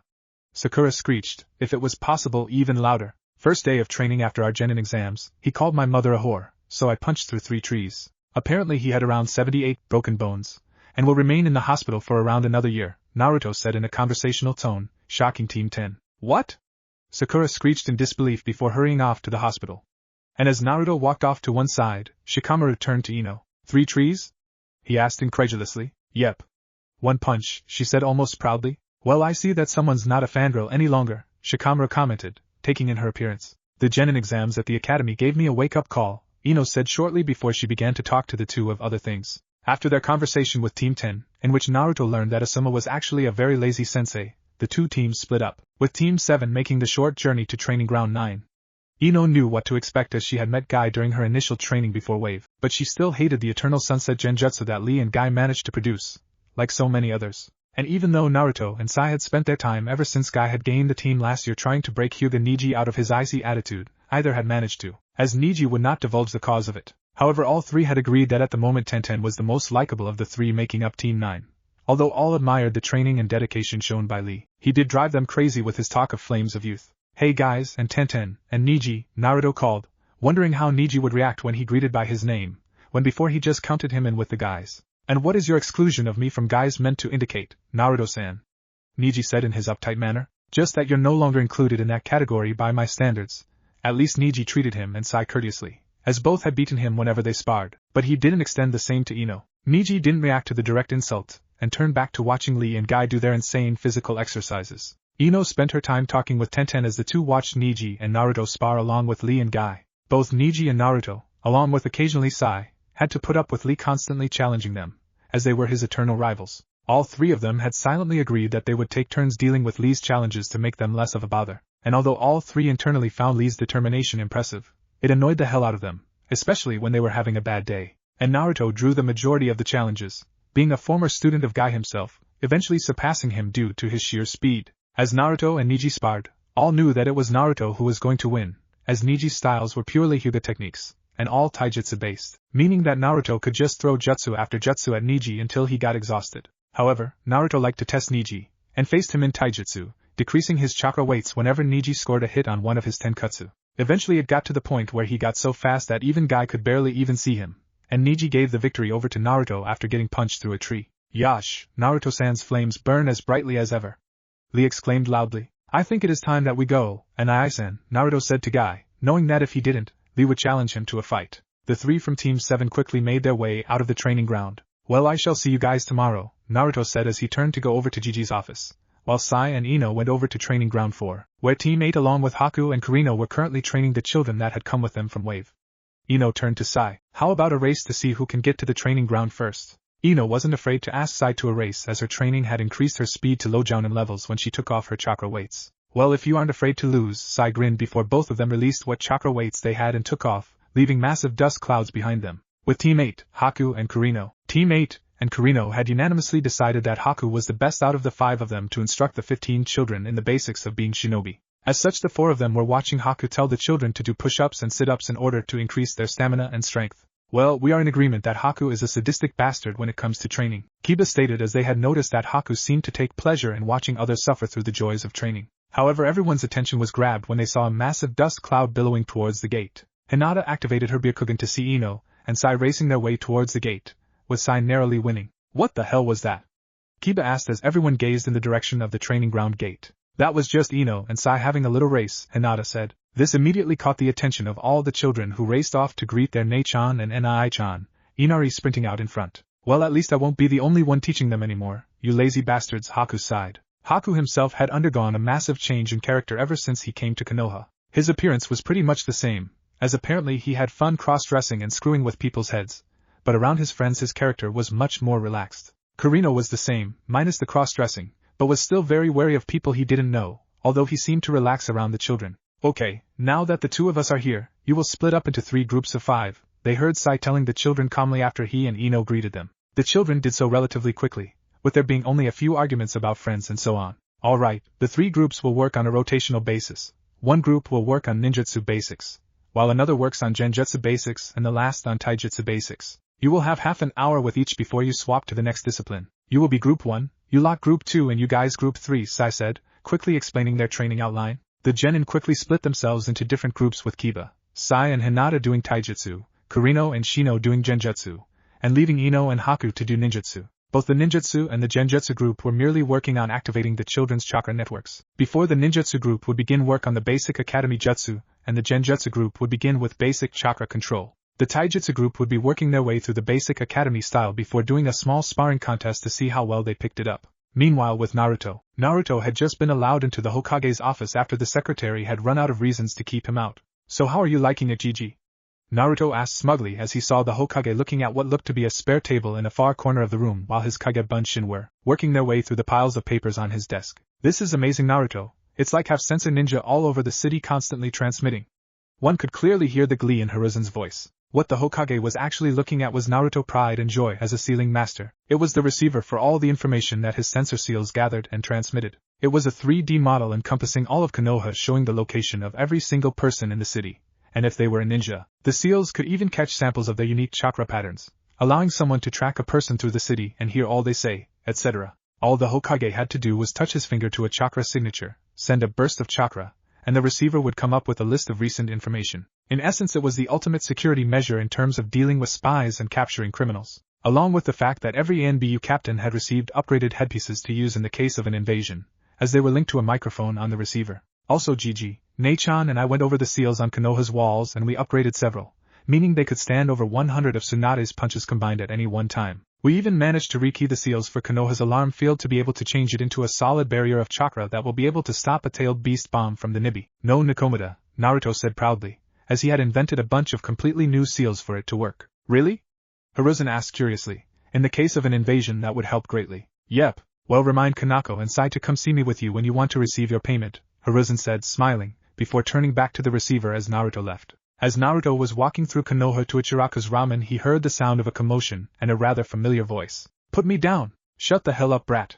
That fucking hurt, so I am going to teach you a lesson. Naruto immediately recognized both voices. The younger one was that of Konohamaru, the Sandame's grandson, while the older one was that of Sabaka no Kankuro, middle child of the Yondaime Kazekage and specializing in the use of puppets. Naruto raced round the corner to see Konohamaru being held at shoulder height of the ground by Kankuro, who was accompanied by a blonde girl with her hair in 4 buns, obviously his older sister Sabaka no Tamari.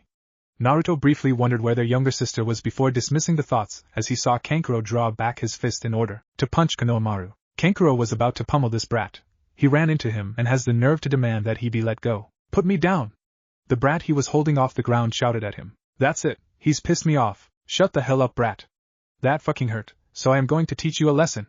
Kankuro shouted at the boy, before pulling his fist back to punch him. His fist launched, he was certain of that, but it never reached Konohamaru, as Naruto had intercepted the punch calmly, as if it was little more than a feather. Tamari gasped when she saw the rather handsome boy intercept Kankuro's punch like it was nothing.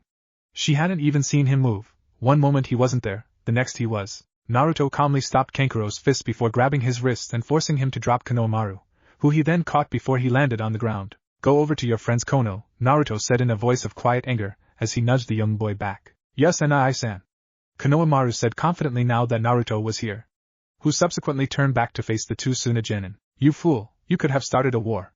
Did you even know that was the Sandaime Hokage's grandson you just tried to hit?" Kankuro paled slightly at the knowledge, but backed off slightly before beginning to pull the huge package off his back. "Kankuro, you're going to bring Crow out here?"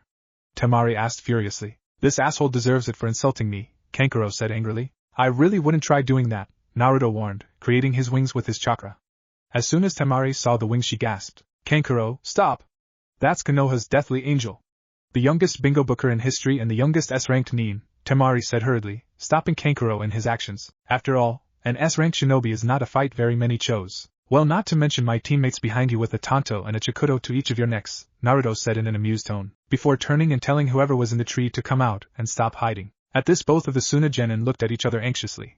Gaia had never taken to following orders kindly unless she liked the orders. That and the possibility that she had seen the incident involving Kankuro and Konohamaru. Gaia looked down upon the scene from the branches that she was hanging from, having returned from checking in with the Konoha registration office to confirm that they had actually arrived, even if it was 2 weeks early for the exams. She had seen the entire incident between Kankuro and the brat. Honestly, Kankuro's such a winner, the brat barely bumped him, she thought, her lips twitching up in a smile, before recomposing her face into the angry glare that she usually had it in. "Ooh, someone powerful has arrived, Gaia.